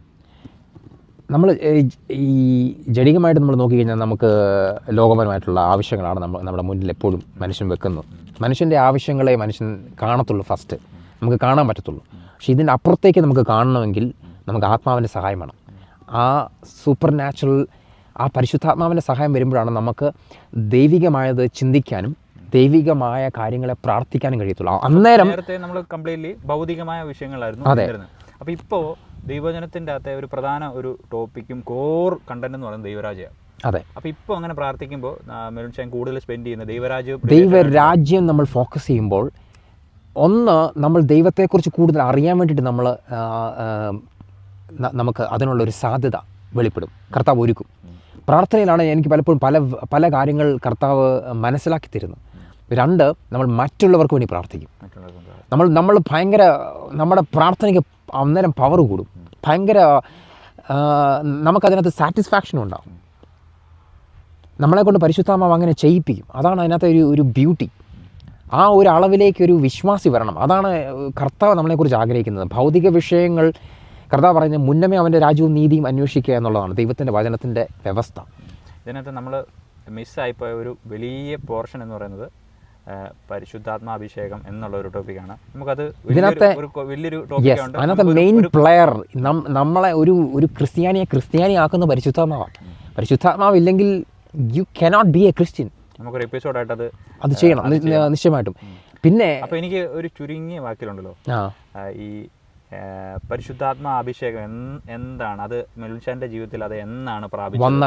അത് ഇപ്പം നമ്മുടെ ദൈവവചനമൊക്കെ ചോദിക്കുമ്പോഴത്തേനും ശമരയിലുണ്ടായിരുന്ന നമ്മുടെ ശിമിയോനൊക്കെ, സൈമൺ അല്ലേ, അപ്പം ശിമിയോൻ ചോദിക്കുന്ന പോലെ ഇത് പൈസ കൊടുത്താൽ എന്ത് ചെയ്യോ, കിട്ടുമോ, പൈസ കൊടുത്താൽ കിട്ടുമോ? ഇങ്ങനെ ഈ പല തെറ്റിദ്ധാരണകൾ അല്ലെങ്കിൽ ഈ വ്യാജാത്മാവ് നിറഞ്ഞു നിൽക്കുന്ന ഒരു കളവാണ് ഇന്നത്തെ ഒരു സാഹചര്യം, പ്രത്യേകിച്ച് പ്രവചനം. നമുക്കൊരു പിന്നീട് ഒരു ടോപ്പിക്കായിട്ട് ചെയ്യാം. ഈ ഒരു കാര്യത്തെക്കുറിച്ച് ആച്ചാൻ്റെ ജീവിതത്തിൽ ഉണ്ടായിട്ടുള്ള ആ ഒരു ദൈവത്തിൻ്റെ പരിശുദ്ധാത്മാവിൻ്റെ ഒരു അഭിഷേകം വന്ന നാൾ മുതൽ അതെങ്ങനെയാണ് പ്രാപിച്ചത്. പിന്നെ വേറൊരു പ്രധാനപ്പെട്ട ഒരു കാര്യമാണ് നമ്മളിപ്പോൾ ചിന്തിച്ചതുപോലെ തന്നെ കള്ളപ്രവാചകന്മാർ. ഇന്നത്തെ ആത്മീയകോളം എന്ന് പറയുന്നത് വലിയൊരു ടോപ്പിക്കായതുകൊണ്ട് തന്നെ ഇതൊരു നമുക്ക് പിന്നീടൊരു ടോപ്പിക് സെഷനായിട്ട് ചെയ്യാം. ഞാൻ പരിശുദ്ധാത്മാവിൻ്റെ അഭിഷേകം പ്രാപിച്ച ആ കാര്യത്തെക്കുറിച്ച് പറയാൻ എനിക്ക് ഭയങ്കര സന്തോഷമാണ്. കാരണം അത് കർത്താവ് ഭയങ്കരമായിട്ട് ഒരു കാര്യം അതിൻ്റെ അകത്ത് ചെയ്തു. ഞാൻ പറഞ്ഞു ഈ UK സഭയിലാണ് ഞാൻ ആദ്യമായിട്ട് പോയി തുടങ്ങി. അപ്പോൾ അവിടെ വെച്ച് എൻ്റെ അടുത്ത് അവിടെയുള്ള പാസ്റ്റേഴ്സ് ഉണ്ട്, അസിസ്റ്റൻറ്റ് പാസ്റ്റേഴ്സ് ഉണ്ട്, നല്ല കൃപയുള്ള ദൈവദാസന്മാർ എൻ്റെ അടുത്ത് പറയും, നീ പരിശുദ്ധാത്മാവിൻ്റെ അഭിഷേകം പ്രാപിക്കണം, നീ അതിനുവേണ്ടി പ്രാർത്ഥിക്കണം, അതിനുവേണ്ടി വാഞ്ചിക്കണം. ഇങ്ങനെ എപ്പോഴും എൻ്റെ അടുത്ത് പറഞ്ഞുകൊണ്ടിരിക്കുമായിരുന്നു. അപ്പോൾ ഞാൻ ഓക്കെ, ഇത് കൊള്ളാലോ, ഇതെന്താണ് സംഭവം. അങ്ങനെ ഇരിക്കുന്ന ഒരു സമയത്ത് ഒരു പ്രാവശ്യം ചർച്ചിൽ ഒരു മീറ്റിംഗ് നടന്നപ്പോൾ അതിനെ നമ്മൾ മെറ്റീരിയലിസ്റ്റിക് വഴിയായിട്ട് കണക്ട് ചെയ്യും, എന്തെങ്കിലും ഭൗതിക കാര്യങ്ങൾ നേടിയെടുക്കാൻ വേണ്ടിയുള്ള. അതെ, എനിക്കിതിനെക്കുറിച്ച് അന്ന് വലിയൊരു ഗ്രാഹ്യമില്ല, എന്താണ് പരിശുദ്ധ അഭിഷേകം എന്നുള്ളതിനെക്കുറിച്ച് വലിയൊരു ഗ്രാഹ്യമില്ല. മറ്റുള്ളവർ പ്രാർത്ഥിക്കുന്ന കാണുന്നുണ്ട്, അവർ കരയുന്ന കാണുന്നുണ്ട്, അവർ അന്യഭാഷ പറയുന്നു, പക്ഷേ ഒന്നും എനിക്ക് മനസ്സിലാകുന്നില്ല എന്താണ് ഇത് സംഭവം എന്നുള്ളത് പിടികിട്ടുന്നില്ലായിരുന്നു. പക്ഷേ ഒരു പ്രാവശ്യം എൻ്റെ കൂടെ സ്നാനപ്പെട്ട ഒരു കുഞ്ഞ്, അധികം പ്രായമില്ലാത്ത, എനിക്കൊന്ന് 10-15 വയസ്സേ ഉള്ളൂ, ആ കുഞ്ഞ് ഒരു ദേവദാസനടുത്ത് പ്രാർത്ഥിക്കുമ്പോൾ ഈ പരിശുദ്ധാത്മാവിൻ്റെ അഭിഷേകത്തിൽ നിറഞ്ഞ് ഭയങ്കര സന്തോഷിച്ച് അന്യഭാഷ പറയുന്ന ഒരു കാര്യത്തെ ഞാൻ കാണാനിടയായി. കർത്താവ്, ഇത് സത്യമാണെങ്കിൽ എനിക്കും ഇത് വേണം എന്നുള്ള ഒരു ഭയങ്കര ഒരു ആഗ്രഹം എൻ്റെ അകത്ത് വന്നു. എന്നിട്ട് ഞാൻ പിന്നെ എപ്പോഴും പ്രാർത്ഥിക്കും, എപ്പോഴും പരിശുദ്ധാത്മാവിൻ്റെ അഭിഷേകത്തിന് വേണ്ടി ഇരിക്കുമ്പോൾ പ്രാർത്ഥിക്കും, കിടക്കുമ്പോൾ പ്രാർത്ഥിക്കും, ആഹാരം കഴിക്കുമ്പോൾ പ്രാർത്ഥിക്കും, പുറത്തു പോകുമ്പോൾ പ്രാർത്ഥിക്കും, വണ്ടി ഇരിക്കുമ്പോൾ പ്രാർത്ഥിക്കും. ഇത് മാത്രമേ ഉള്ളൂ എൻ്റെ പ്രാർത്ഥനാ വിഷയം. പിന്നെ കുറേ നാളത്തേക്ക് ഞാൻ 2008 സ്നാനപ്പെടുന്നത്. അതിനുശേഷം പല മീറ്റിങ്ങുകൾ കൂടി. ഏത് വർഷമാണ് അഭിഷേകം പ്രാപിച്ച വർഷം? ഞാൻ അതിലേക്ക് വരുവാണ്. 2010 ഞാൻ പ്രാപിക്കുന്നത്. പക്ഷേ അത് ഞാൻ പറയാൻ വേണ്ടി വന്നത്, 2008 ഞാൻ പല മീറ്റിങ്ങുകൾ കൂടിയിട്ടും എനിക്ക് ഈ അഭിഷേകം പ്രാപിക്കാൻ പറ്റത്തില്ല. ഞാൻ വിചാരിച്ചു, ഇതെന്താ എനിക്ക് മാത്രം കിട്ടാത്തത്, ബാക്കി എല്ലാവർക്കും ഉണ്ടല്ലോ, എനിക്കെന്താ ഇത് കിട്ടാത്തത്. ഇത് പല മീറ്റിങ്ങുകളും കൂടി എനിക്ക് മാത്രമല്ല, ഇതുണ്ടെങ്കിൽ എനിക്കിത് വേണം. ഞാൻ മരിക്കുന്നതിന് മുമ്പ് എങ്ങനെയെങ്കിലും ഇതുണ്ടെങ്കിൽ, ഇത് കിട്ടിയാൽ ദൈവം സത്യമാണ്, ഈ ഭൂമിയിൽ ഉണ്ട് എന്ന് നമുക്കൊരു ഭയങ്കര ഒരു ഉറപ്പാണ്, ഒരു കൺഫർമേഷനാണ്. കാരണം ഇതാണ് സ്വർഗീയമായ ഒരു കാര്യം നമ്മളിലേക്ക് ഡിപ്പോസിറ്റ് ആകുന്നു. അപ്പോൾ ഇത് നമുക്ക് കിട്ടിയ എനിക്ക് അങ്ങനെ ഒരു കോൺഫിഡൻസ് എന്നിലേക്ക് വന്നു. അപ്പോൾ അങ്ങനെ ഒരു ആഗ്രഹം എൻ്റെ അകത്തേക്ക് വന്നു. ഞാൻ പിന്നെ സ്ഥിരം പ്രാർത്ഥനയാണ്, അഭിഷേകത്തിന് വേണ്ടി മാത്രമേ പ്രാർത്ഥിക്കത്തുള്ളൂ. അങ്ങനെ പ്രാർത്ഥിച്ച് പിന്നെ എനിക്ക് ഇവിടെ നിന്ന്, ഈ നാട്ടിൽ നിന്ന് തിരിച്ച് ഇന്ത്യയിലേക്ക് പോകേണ്ട ഒരു അവസ്ഥയുണ്ടായി, ഒരു സാഹചര്യം ഉണ്ടായി. അതിനകത്തൊരു കാര്യം ഞാൻ എടുത്തു പറയാൻ ആഗ്രഹിക്കുന്നു. ഞാൻ മുന്നോട്ട് ഇവിടെ നിൽക്കണമെങ്കിൽ ഇവിടെ പല കാര്യങ്ങൾ, തെറ്റായ ഡോക്യുമെൻറ്റ്സ് പലതും കാണിച്ചെങ്കിൽ, എക്സ്പീരിയൻസ് കാണിക്കണം, അങ്ങനെ പല കാര്യങ്ങളും കാണിച്ചെങ്കിലേ എനിക്ക് നിൽക്കാൻ പറ്റത്തുള്ളൂ എന്നുള്ള ഒരു സ്ഥിതി വന്നു. വിസ മാനിപ്പുലേറ്റ് ചെയ്യണം എന്നുള്ള രീതിയിൽ. അപ്പോൾ എൻ്റെ അകത്ത് ഭയങ്കര കൺവിക്ഷൻ, ഇല്ല ഇത് നീ ചെയ്യുന്നത് ശരിയല്ല. അങ്ങനെ എനിക്ക് ഭയങ്കര കൺവിക്ഷൻ ഉണ്ടായി. അങ്ങനെ എല്ലാവരും പറഞ്ഞു, അങ്ങനെ പല ആൾക്കാരുണ്ട്, ഏജൻസീസ് ഉണ്ട് ഹെൽപ്പ് ചെയ്യാൻ. അപ്പം അങ്ങനെ ചെയ്യാനുള്ളൊരു ഡോറുണ്ട്. പക്ഷേ ഞാൻ തീരുമാനമെടുത്തു, ഓക്കെ, എനിക്കിത് വേണ്ട, ഈ രീതി ഞാൻ നിൽക്കുന്ന ഈ UK ഞാൻ നിൽക്കത്തില്ല, എനിക്കിത് വേണ്ട എന്നുള്ള എൻ്റെ അകത്ത് അങ്ങനെ ഉണ്ടായി. അപ്പോൾ പാസ്റ്ററും പറഞ്ഞു, അങ്ങനെ മോൻ്റെ അകത്തൊരു കൺവിക്ഷൻ ഉണ്ടായി, അത് നല്ലതാണ്, പൊക്കോ, കർത്താവ് എന്തെങ്കിലും മാനിക്കുമെന്ന് പറഞ്ഞു. അങ്ങനെ ഞാൻ തിരിച്ചുപോയി. ഇവിടുത്തെ കാര്യങ്ങൾ, ഇവിടെ എനിക്ക് കുറേ വണ്ടി ഉണ്ടായിരുന്നു അന്ന്. ഞാൻ നല്ലൊരു കുറേ ഡ്രസ്സുകൾ, കാര്യങ്ങൾ, കുറേ സാധനങ്ങൾ ഇവിടെ മേടിച്ചത് എല്ലാം ചുമ്മാ കൊടുത്തിട്ട് നിസ്സാര വിലയ്ക്ക്, ഇല്ലെങ്കിൽ എനിക്കൊന്നും വിലയൊന്നും അധികം കിട്ടിയൊന്നുമില്ല, കാരണമൊക്കെ വളരെ തുച്ഛമായ വിലയ്ക്ക് വിൽക്കേണ്ടി വന്നു. അങ്ങനെ ഞാൻ തിരിച്ച് ഇന്ത്യയിലേക്ക് പോയി. അതിനകത്ത് വേറൊരു കാര്യമുണ്ട്. ഇവിടെ നിന്നപ്പോൾ ഞാൻ പഠിച്ച മേഖലയിലല്ല ഞാൻ ജോലി ചെയ്തുകൊണ്ടിരുന്നത്. അപ്പോൾ അതുകൊണ്ട് എനിക്ക് ഭയങ്കര അങ്ങനെ ഒരു പ്രയാസം ഉണ്ടായിരുന്നു. ഞാൻ ജോലി എന്തേറെ ശ്രമിച്ചിട്ട് എനിക്ക് കിട്ടുന്നില്ലായിരുന്നു. എന്നിട്ട് ഞാൻ തിരിച്ച് നാട്ടിൽ പോയി. നാട്ടിൽ വീട്ടിൽ പോയി കുറച്ച് നാൾ നിന്നു. അവിടെ കേരളത്തിൽ നിന്നു. കേരളത്തിൽ കുറച്ച് നാൾ നിന്നതിന് ശേഷം ജോലി തപ്പി ഞാൻ ബാംഗ്ലൂരിലേക്ക് പോയി. ഞാൻ പോയി ബാംഗ്ലൂരിൽ ജോലി അന്വേഷിച്ച് കുറേ നാൾ നടന്നു. പല കമ്പനികളും പോയി, മിക്കയിടത്തും റിജക്ഷനാണ്. അങ്ങനെ ഞാൻ പഠിച്ച മേഖലയിൽ ജോലി എനിക്ക് കിട്ടുന്നില്ല, എന്തേറെ ശ്രമിച്ചിട്ടും കിട്ടുന്നില്ല. അങ്ങനെ ഞാൻ ഒരു പ്രാവശ്യം ഞാൻ ഒരു കമ്പനി പോയി ഞാൻ കരഞ്ഞുകൊണ്ടാണ് തിരിച്ച് ഇറങ്ങി വരുന്നത്. എനിക്ക് ഭയങ്കരമായിട്ട് അങ്ങ് ഡിപ്രഷൻ. കാരണം എന്നെ അവർ നീ ഒരു കള്ളനാണ് എന്നുള്ള രീതി. അല്ല, അത് ഏകദേശമൊക്കെ പഠിച്ച മേഖലയിലായിരുന്നു. ആ ജോലി ഒരുവിധം നല്ലൊരു ജോലിയായിരുന്നു. മൈൻഡ് ട്രീ എന്ന് പറഞ്ഞൊരു നല്ലൊരു കമ്പനി. എൻ്റെ IT ബാക്ക്ഗ്രൗണ്ടാണ്. അപ്പോൾ ഞാൻ അങ്ങനെ ഉള്ള കമ്പനികളാണ് ഞാൻ നോക്കിയത്. ബാംഗ്ലൂർ അതിനുള്ള സാധ്യതകളുണ്ടായിരുന്നു അന്ന്. വളരെ നല്ല ബൂമിങ് ആയിട്ടുള്ളൊരു സമയമായിരുന്നു.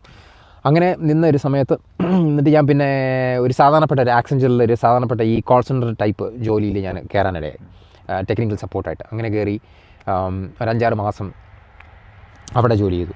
അപ്പോൾ അതിനിടയ്ക്ക് ഞാൻ ചർച്ചിൽ പോകുന്നുണ്ട്.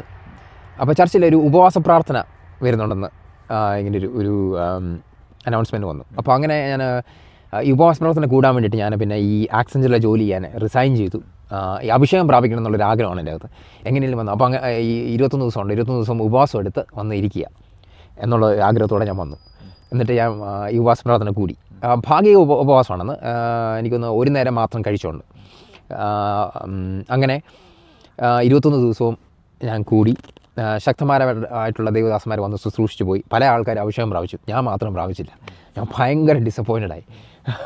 ഞാൻ ജോലിയും കളഞ്ഞ് ഉപവാസം എടുത്ത് വന്നിരുന്നിട്ട് എനിക്ക് അഭിഷേകം പ്രാപിക്കാൻ പറ്റിയില്ല. എനിക്ക് ഭയങ്കര വിഷമമായി. പക്ഷേ ഈ ഉപവാസ പ്രാർത്ഥന ഇടയ്ക്ക് ഞാൻ ഒരു വ്യക്തിയുമായിട്ട്, ഒരു സാധാരണ ഒരു വിശ്വാസി പോലെയുള്ളൊരു വ്യക്തിയുമായിട്ട് ഞാൻ പരിചയപ്പെടാനിടയായി. അദ്ദേഹമായിട്ട് വളരെ ക്ലോസ് ആയി. അപ്പോൾ ഞങ്ങൾ ഒരുമിച്ചാണ് പിന്നെ ഈ ഉപവാസ പ്രാർത്ഥന കൂടാൻ വേണ്ടി പോകുന്നതും വരുന്നതുമല്ല. എന്നിട്ട് ഇദ്ദേഹം നാട്ടിലേക്ക് പോയി തിരിച്ച്. അദ്ദേഹം കോട്ടയത്തു നിന്നുള്ള വ്യക്തിയാണ്. അദ്ദേഹം തിരിച്ച് നാട്ടിലേക്ക് പോയി. ഞാൻ ബാംഗ്ലൂർ ഇവിടെ പിന്നെ വേറെ ജോലിക്കുള്ള കാര്യങ്ങൾ തപ്പിക്കൊണ്ടിരിക്കുകയാണ്. അങ്ങനെ ഇരുന്ന സമയത്ത് ഒരു പ്രാവശ്യം ഞാൻ ചർച്ചിലായിരുന്ന സമയത്ത് ചർച്ചിലെ ഒരു മീറ്റിംഗ്, വേറെ ഒരു മീറ്റിംഗ് കൂടുവാണ്. അപ്പോൾ അവിടുത്തെ ദൈവദാസന് ഒരു മെസ്സേജ് എടുത്തു. ആ മെസ്സേജ് ഹോളിനെസ്സിനെ കുറിച്ച്, കർത്താവിന് വേണ്ടി ജീവിക്കുക എന്നുള്ളൊരു കാര്യത്തെക്കുറിച്ചായിരുന്നു. ആ മെസ്സേജ് ഭയങ്കരമായിട്ട് എന്നെ സ്പർശിച്ചു. എന്ന് പറഞ്ഞാൽ ഞാനങ്ങ് പൊട്ടിക്കരയുന്ന, ഭയങ്കരമായിട്ട് കരഞ്ഞു, ഭയങ്കരമായിട്ട് പൊട്ടിപ്പോകുന്ന രീതിയിൽ എൻ്റെ അകം വേദനിച്ചു. ഞാൻ അന്ന് വിചാരിച്ചു, കർത്താവേ, ഞാൻ നിൻ്റെ കുടുംബത്തിൽ ചേരാൻ ഞാൻ യോഗ്യനല്ല എന്ന് എൻ്റെ ഹൃദയത്തിനകത്ത് ഇങ്ങനെ ഞാൻ പറയുക. അങ്ങനെ പറഞ്ഞുകൊണ്ട് ഞാൻ തിരിച്ച് ബസ്സിൽ കയറി ഞാൻ തിരിച്ച് എൻ്റെ വീട്ടിലേക്ക് പോവാണ്. രാത്രിയിൽ മീറ്റിംഗ് കഴിഞ്ഞ് തിരിച്ച്. അപ്പോൾ എനിക്ക് ഭയങ്കര ഇങ്ങനെ കരഞ്ഞ് ഇരുന്നുകൊണ്ട് എനിക്ക് തലവേദന എടുക്കാൻ തുടങ്ങി, ഭയങ്കരമായിട്ട് തലവേദന എടുക്കുന്നു. അപ്പോൾ ഞാൻ രാത്രിയിൽ ഞാൻ സാധാരണയായിട്ട് ഈ ടെറസിൻ്റെ മുകളിൽ പോയി പ്രാർത്ഥിക്കുന്ന ഒരു സ്വഭാവം ഉണ്ടായിരുന്നു.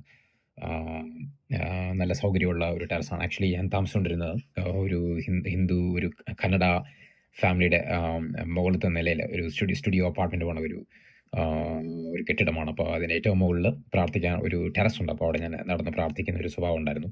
അപ്പോൾ അങ്ങനെ അന്ന് രാത്രിയിൽ ഞാൻ ഈ തലവേദന കാരണം ഞാൻ എൻ്റെ ഫ്രണ്ടിനെ വിളിച്ച് പ്രാർത്ഥിക്കാമല്ലോ എന്നുള്ള ആഗ്രഹത്തോടെ ഞാൻ ടെറസിൻ്റെ മുകളിൽ പോയി. അദ്ദേഹം പ്രാർത്ഥിക്കാൻ ആരംഭിച്ചു. അങ്ങനെ പ്രാർത്ഥിച്ച് തലവേദനയ്ക്ക് വേണ്ടി പ്രാർത്ഥിച്ച് വന്നതിന് ശേഷം അദ്ദേഹം അഭിഷേകത്തിന് വേണ്ടി പ്രാർത്ഥിക്കാൻ വേണ്ടിയിട്ട് ആരംഭിച്ചു. അഭിഷേകത്തിന് വേണ്ടി കുറച്ച് നേരം പ്രാർത്ഥിച്ച് ഇങ്ങനെ ഒരു പ്രത്യേക സമയമായപ്പോഴത്തേക്കും ഭയങ്കരമായിട്ട് ഒരു ഭയങ്കര ശക്തി എൻ്റെ അകത്ത്, എൻ്റെ അകത്തു നിന്ന് പുറത്തേക്ക് ഇങ്ങനെ തള്ളുന്ന ഒരു കാര്യം എന്നിൽ സംഭവിക്കാനിടയായി. അപ്പോൾ ഭയങ്കര ഒരു തള്ളൽ വരുന്നു പുറത്തേക്ക്.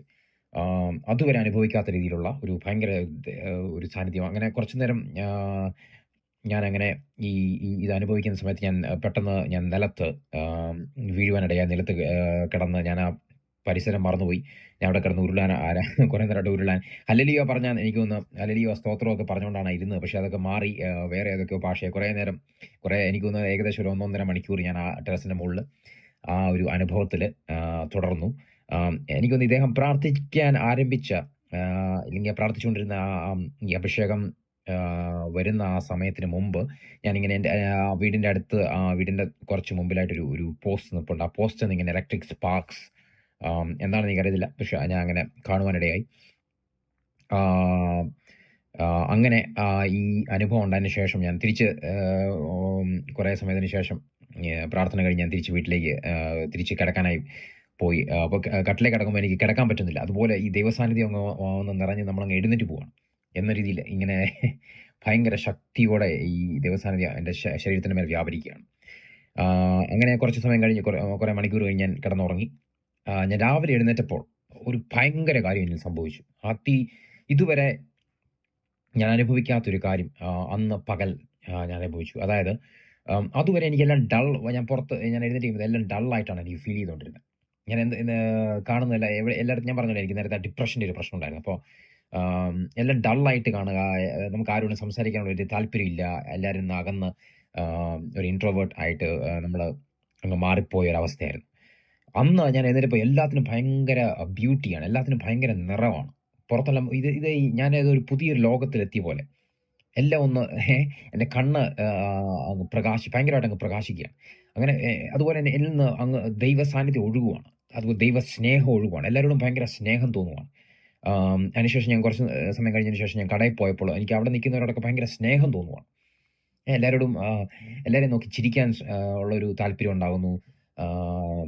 അതുപോലെ നമുക്ക് ഭയങ്കര റിഫ്രഷായി, മനസ്സ് ഭയങ്കര റിഫ്രഷ് പോലെ ഭയങ്കരമായിട്ട് അങ്ങ് ആ ഒരു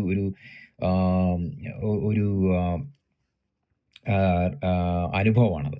അങ്ങനെ ഇതിന് ശേഷം ഞാൻ എൻ്റെ സഭയിലെ ദൈവദാസൻ്റെ അടുത്ത് ഞാൻ പോയി ഞാൻ ഈ അനുഭവം ഷെയർ ചെയ്തു. തുടർന്ന് ഞാൻ ഈ സഭയിലെ മീറ്റിങ്ങുകൾ ഒക്കെ കൂടുമ്പോൾ, അല്ലെങ്കിൽ ആരെങ്കിലുമൊക്കെ നമുക്ക് വേണ്ടി പ്രാർത്ഥിക്കുമ്പോൾ ഒരു സ്തോത്രമോ ഹല്ലേലൂയോ പറയുമ്പോൾ ഉടനെ ഭയങ്കരമായിട്ട് നമ്മളങ്ങ് ദൈവസ്ഥാനത്തിന് നിറയുവാണ്. ആരെന്ത് പറഞ്ഞാലും ഉടനെ അങ്ങ് നമ്മൾ ആ ശക്തി വന്ന് നമ്മളങ്ങ് നിസ്സാര ചെറിയ മെസ്സേജ് കേട്ടാൽ പോലും ഭയങ്കരമായിട്ട് നമ്മളങ്ങ് കത്തുവാണ്. അങ്ങനത്തെ ഒരു അനുഭവം, ഭയങ്കര ഒരു അനുഭവമായിരുന്നു അത്. അതിനുശേഷം അതുവരെ ഒരു പ്രധാനപ്പെട്ട ഒരു സംഭവം നടന്നു. ഇത് വളരെ പ്രധാനപ്പെട്ടതാണ്. അതായത് അതുവരെ നമ്മളിങ്ങനെ ഈ വീണു എഴുന്നേറ്റും എന്നുള്ള രീതിയിൽ ഈ കൽപ്പനകൾ, ദൈവത്തിൻ്റെ വചനം പ്രമാണിക്കുക എന്നുള്ള ആ ഒരു കാര്യത്തിനകത്ത് ഭയങ്കര സ്ട്രഗിളായിരുന്നു ഈ അഭിഷേകം പ്രാപിക്കുന്നത് വരെ. എനിക്ക് പല കാര്യത്തിനകത്ത് എനിക്ക് വ്യത്യാസം വന്നിട്ടുണ്ട്. ഞാൻ സിനിമ കാണുന്നതിനകത്തൊക്കെ വളരെ അതെല്ലാം കംപ്ലീറ്റ്ലി നിർത്തി. പല കാര്യങ്ങളകത്ത് വ്യത്യാസം വന്നു. എങ്കിലും ചില മേഖലയിൽ എനിക്ക് ജയം പ്രാപിക്കാൻ കഴിയാത്ത രീതിയിൽ ഇങ്ങനെ വീണു എഴുന്നേറ്റ് ഇങ്ങനെ നമ്മൾ നിൽക്കുന്ന ഒരു അവസ്ഥയായിരുന്നു. പക്ഷെ അഭിഷേകം വന്നപ്പോൾ ഈ ദൈവവചനത്തിൽ എഴുതിയിരിക്കുന്ന സകല കാര്യങ്ങളും വളരെ ഈസി ആയിട്ട് എല്ലാം ചെയ്യാൻ കഴിയുമെന്നുള്ളൊരു ഒരു ബോധ്യവും അതുപോലെ തന്നെ ചെയ്യാനുള്ള ഒരു ശക്തിയും കൂടെ ഈ അഭിഷേകത്തിനകത്തുണ്ടായിരുന്നു. പരിശുദ്ധാത്മാവിൻ്റെ എനിക്ക് മനസ്സിലായൊരു കാര്യം, ദൈവത്തിൻ്റെ ആത്മാവ് വന്നിട്ടുണ്ടെങ്കിൽ നമ്മുടെ വിശുദ്ധ ജീവിതത്തിൻ്റെ നിലവാരം മാറിയിരിക്കും. പരിശുദ്ധാത്മാവ് വന്നിട്ടുണ്ടെങ്കിൽ നമുക്ക്, അതുകൊണ്ടാണ് ദൈവത്തിൻ്റെ വചനം നമുക്ക് വായിക്കാൻ കഴിയുന്നത്. ദൈവത്തിൻ്റെ കൽപ്പനകളോ അത് ഭാരമുള്ളവ അല്ല. പക്ഷെ നമ്മൾ ജഡത്തിലാണ് ഇത് ചെയ്യാൻ നോക്കുന്നതെങ്കിൽ ഇത് ഭാരം ഉള്ളതായിട്ട് നമുക്ക് തോന്നും. പരിശുദ്ധാത്മാവിൽ നമ്മളിത് ചെയ്താൽ, നമ്മൾ ഈ കൽപ്പനകൾ പ്രമാണിക്കാൻ വേണ്ടി നമ്മൾ പരിശുദ്ധാത്മാവിൻ്റെ സഹായത്തോടെയാണ്, അഭിഷേകത്തിനാണ് ഇത് നിൽക്കുന്നതെങ്കിൽ നമുക്കിത് ഭയങ്കര ഈസി ആയിട്ട് മാറും. അങ്ങനെ ഒരു കാര്യം എന്നിൽ സംഭവിച്ചു. അതുകൊണ്ട് എനിക്ക് ഈ പരിശുദ്ധാത്മാവിൻ്റെ അഭിഷേകം വരുമ്പോൾ നമ്മൾ തിരിച്ചറിയേണ്ട ഒരു മേഖല, നമ്മുടെ വിശുദ്ധ ജീവിതത്തിനകത്തൊരു വ്യത്യാസം വന്നിരിക്കും. ആമേൻ. ഒരു അനുഗ്രഹിക്കപ്പെട്ടൊരു സാക്ഷ്യമായിരുന്നു പ്രിയ മെൽവിൻ ബ്രദർ നമ്മളോട് പങ്കുവച്ചത്. ഇന്ന് പല ക്രൈസ്തവ സഭകളും ദൈവവചനത്തിൻ്റെ മൂല്യങ്ങളെ ഉയർത്തി കാണിക്കുന്നതിൽ നിന്ന് പുറകോട്ട് പോകുന്നു. പ്രത്യേകം നമ്മളിന്ന് ചിന്തിച്ചതുപോലെ തന്നെ ഇനിയും കർത്താവിൻ്റെ മടങ്ങിവരവാണെങ്കിലും പല സഭകളും അതിൽ നിന്നൊക്കെയും വ്യത്യാസം മാറി നിന്നിട്ട് പല ഭൗതിക തലങ്ങളിലേക്ക്, ഭൗതിക നന്മകൾ നമുക്ക് ഭൂമിയിൽ ഉണ്ടാക്കേണ്ട സാഹചര്യങ്ങളുമായി ബന്ധപ്പെട്ട് ഉപദേശിക്കുന്നു, പ്രസംഗിക്കുന്നു, പഠിപ്പിക്കുന്നു. എന്നാൽ 5 മണവാട്ടിയെ പോലെ ചിന്തിച്ചതുപോലെ പലരും നിശബ്ദമായി നിൽക്കുന്നു. ദൈവവചനം പറയുന്നു, നമ്മുടെ ലോകത്തിൻ്റെ രാഷ്ട്രീയ സാഹചര്യങ്ങൾ നമ്മളെ അറിയിക്കുന്നു, യേശു മടങ്ങി വരുമെന്ന് തന്നെ നമ്മളെ അറിയിക്കുന്നു. അതുപോലെ നമ്മളാകാവുന്ന രീതിയിൽ പ്രിയ ബ്രദറും തൻ്റെ അനുഭവ സാക്ഷ്യങ്ങളുടെ ദൈവവചനത്തിൻ്റെ മൂല്യങ്ങളെ ഉയർത്തി കാണിക്കുവാനായിട്ട് ഞങ്ങൾ ശ്രമിച്ചു. അതുപോലെ പ്രധാനപ്പെട്ട ബൈബിൾ വായിക്കുക എന്നുള്ള ഒരു മേഖലയെക്കുറിച്ച് നമ്മൾ ചിന്തിച്ചു. ബൈബിൾ വായിക്കുക, ബൈബിളിൽ പറയുന്ന ആത്മീക മൂല്യങ്ങളെ മനസ്സിലാക്കാൻ ശ്രമിക്കുക. ഇന്ന് ദൈവം നിരവധി മാധ്യമങ്ങളിലൂടെ ദൈവത്തെ അറിയുവാൻ, ദൈവവചനത്തെ അറിയുവാൻ സാഹചര്യങ്ങളെ ഒരുക്കി തരുന്നു. നമുക്കതൊക്കെയും ശ്രമിക്കാൻ, ദൈവത്തെ അറിയുവാൻ ആഗ്രഹിക്കുന്നവർക്ക്, ദൈവരാജ്യത്തെക്കുറിച്ച് അറിയുവാൻ ആഗ്രഹിക്കുന്നവർക്ക് ദൈവവചനത്തിൽ ഉള്ള സത്യങ്ങളെ, സാഹചര്യങ്ങളെ വായിക്കാനുള്ള, അല്ലെങ്കിൽ അത് മനസ്സിലാകുന്നില്ല എന്നുണ്ടെങ്കിൽ അത് അറിയുവാനായിട്ടുള്ള വിവിധ സിമ്പിളായിട്ടുള്ള ട്രാൻസ്ലേഷൻസ് ഉണ്ട്. അതൊക്കെ വായിക്കുവാൻ കർത്താവ് നിങ്ങളെ സഹായിക്കട്ടെ. അതുപോലെ മറ്റൊരു പ്രധാനപ്പെട്ട ഒരു ടോപ്പിക്കാണ് നമ്മൾ ചിന്തിച്ചത്, പരിശുദ്ധാത്മാഭിഷേകം എന്നുള്ളത്. നമ്മളും വിശ്വസിക്കുന്നു, വരുന്ന കുറച്ച് ദിവസങ്ങളായിട്ട് നമ്മളും അങ്ങനെ അതിനെക്കുറിച്ചൊരു ചെറിയ, നമ്മുടെ അല്പമായ ജ്ഞാനത്തിൽ നിന്നുകൊണ്ട്, അല്പമായ അനുഭവത്തിൽ നിന്നുകൊണ്ട് അങ്ങനെ ഒരു എപ്പിസോഡ് ചെയ്യാനായിട്ട് ഞങ്ങൾ ആഗ്രഹിക്കുന്നു. പല സഭകളും, എൻ്റെയൊക്കെയും ചെറുപ്പകാലങ്ങളിൽ ഓരോ വർഷവും നമ്മുടെ വടവാതൂർ ആണ്, മണർകാട് ആണ് എൻ്റെ സ്ഥലം. വടവാതൂർ IPC ചർച്ചിലൊക്കെ എല്ലാ വർഷവും ഓണത്തോടനുബന്ധിച്ചൊരു ക്യാമ്പുണ്ടാകും. അനേക കുഞ്ഞുങ്ങൾ വന്ന് അഭിഷേകം പ്രാപിച്ച്, അന്യഭാഷ പ്രാപിച്ച്, ദൈവാത്മാവിൽ സന്തോഷത്തോടുകൂടെ മടങ്ങിപ്പോകുന്ന ബാല്യകാലങ്ങൾ എനിക്കുണ്ടായിരുന്നു. ഇനി എൻ്റെ ഒരു ഉറ്റ സുഹൃത്ത് പഞ്ചാബിൽ, അദ്ദേഹം ഒരു ചെറിയ മിനിസ്ട്രിയോടനുബന്ധിച്ചായിരിക്കുന്നു. അവിടെയും കുറച്ച് നാളുകൾക്ക് മുമ്പ് എൻ്റെ സുഹൃത്തും എന്നോട് വിളിച്ചു പറഞ്ഞു, അവിടെ ആ സുഹൃത്തും വലിയ പാസ്റ്ററോ വലിയ തിയോളജിക്കൽ ബേസ് ഉള്ള ആളോ അല്ലെങ്കിൽ വലിയ ധനവാനോ ഫേമസോ പാസ്റ്ററോ അങ്ങനെയൊന്നുമല്ല. ഒരു ചെറിയൊരു കൂട്ടായ്മയിൽ അവർ ഒരു കുഞ്ഞു പയ്യൻ കടന്നു വന്നു. അവൻ ഒരു 13 വയസ്സുള്ള പയ്യൻ കടന്നു വന്നു. അവൻ തിരിച്ചു പോയത് വളരെ അന്യഭാഷ പ്രാപിച്ച്, ആ കൂട്ടത്തിൻ്റെ ഇടയിൽ അവർ പോലും ചിന്തിക്കാത്ത നിലയിൽ ഒരു പയ്യൻ്റെ മേലൊരു അസാധാരണ ദൈവിക നിയോഗം വന്നപ്പോൾ അഭിഷേകം പ്രാപിച്ചവനായി, ആൾ മാറിയവനായി തിരിച്ചു പോയൊരു അനുഭവം എന്നോട് പങ്കുവെക്കുകയുണ്ടായിരുന്നു. ഞാൻ ചിന്തിച്ചുകൊണ്ടിരുന്നത്, ഇന്ന് പണ്ടുള്ള പോലെയല്ല, ഇന്ന് അങ്ങനെ അന്യഭാഷയൊന്നും കിട്ടത്തില്ല, അഭിഷേകമൊന്നും ഇല്ല എന്നുള്ളൊരു പശ്ചാത്തലത്തിലാണ്. അല്ലെങ്കിൽ അന്യഭാഷ അങ്ങനെയുള്ള അഭിഷേകം പ്രാപിക്കാനായിട്ടുള്ള ഒരു നിയോഗം ലഭിച്ച ചില ദൈവദാസന്മാരുണ്ട്. അങ്ങനെയുള്ളവർ വന്ന് തലയിൽ കൈവെക്കുമ്പോൾ മാത്രമേ അഭിഷേകം കിട്ടത്തുള്ളൂ. ഇങ്ങനെയുള്ള ചിന്തകൾ എൻ്റെ മനസ്സിലുണ്ടായിരുന്നു. എന്നാൽ ഞാൻ ഇന്ന് ഈ ഒരു ദിവസം മനസ്സിലാക്കുന്നു, ഒരു സമൂഹത്തെ ദൈവം ഈ ലോകത്തിൽ ഒരുക്കിക്കൊണ്ടിരിക്കുന്നു. പല സഭകളും ദൈവിക കൃപാവരങ്ങളെ പ്രാപിക്കുവാനായിട്ടുള്ള ഉത്സാഹങ്ങൾ കുറഞ്ഞ് പുറകോട്ട് പോകുന്ന ഒരു ലോകത്തിൽ നിൽക്കുമ്പോൾ ചിലരെ ദൈവം മുമ്പോട്ട് കൊണ്ടുവരുന്നു. കർത്താവ് വചനം വായിക്കുവാനും ദൈവവചനത്തിൽ കാണുന്ന മൂല്യങ്ങളെ അതിൻ്റേതായ രീതിയിൽ മനസ്സിലാക്കുവാനും ദൈവം നിങ്ങളെ സഹായിക്കട്ടെ. ദൈവവചനത്തെ അറിയുവാൻ, ദൈവരാജ്യത്തെ അറിയുവാൻ കൂടുതലായിട്ട് കർത്താവ് നിങ്ങളെ ഉത്സാഹിപ്പിക്കട്ടെ. അതിനായിട്ട് വചനം വായിക്കുവാൻ ദൈവത്തിൻ്റെ പരിശുദ്ധാത്മാവ് നിങ്ങളെ സഹായിക്കട്ടെ. ഈ ഒരു ചെറിയൊരു എപ്പിസോഡിൽ ഞങ്ങൾക്ക് ചെയ്യാൻ പറ്റുന്ന ഒരു ചെറിയ സാഹചര്യത്തിൽ ഞങ്ങൾ ചെയ്യുന്നു എന്ന് വിശ്വസിക്കുന്നു. സാധാരണ ആദ്യമായിട്ടൊരു വീഡിയോ ഇങ്ങനെ ചെയ്യുന്നു. പരിമിതികളുണ്ടാവും, തെറ്റുകളുണ്ടാവും. വാസ്തവമായി ഞങ്ങളോട് ക്ഷമിക്കുക. ദൈവം നിങ്ങളെ ധാരാളമായിട്ട് അനുഗ്രഹിക്കട്ടെ.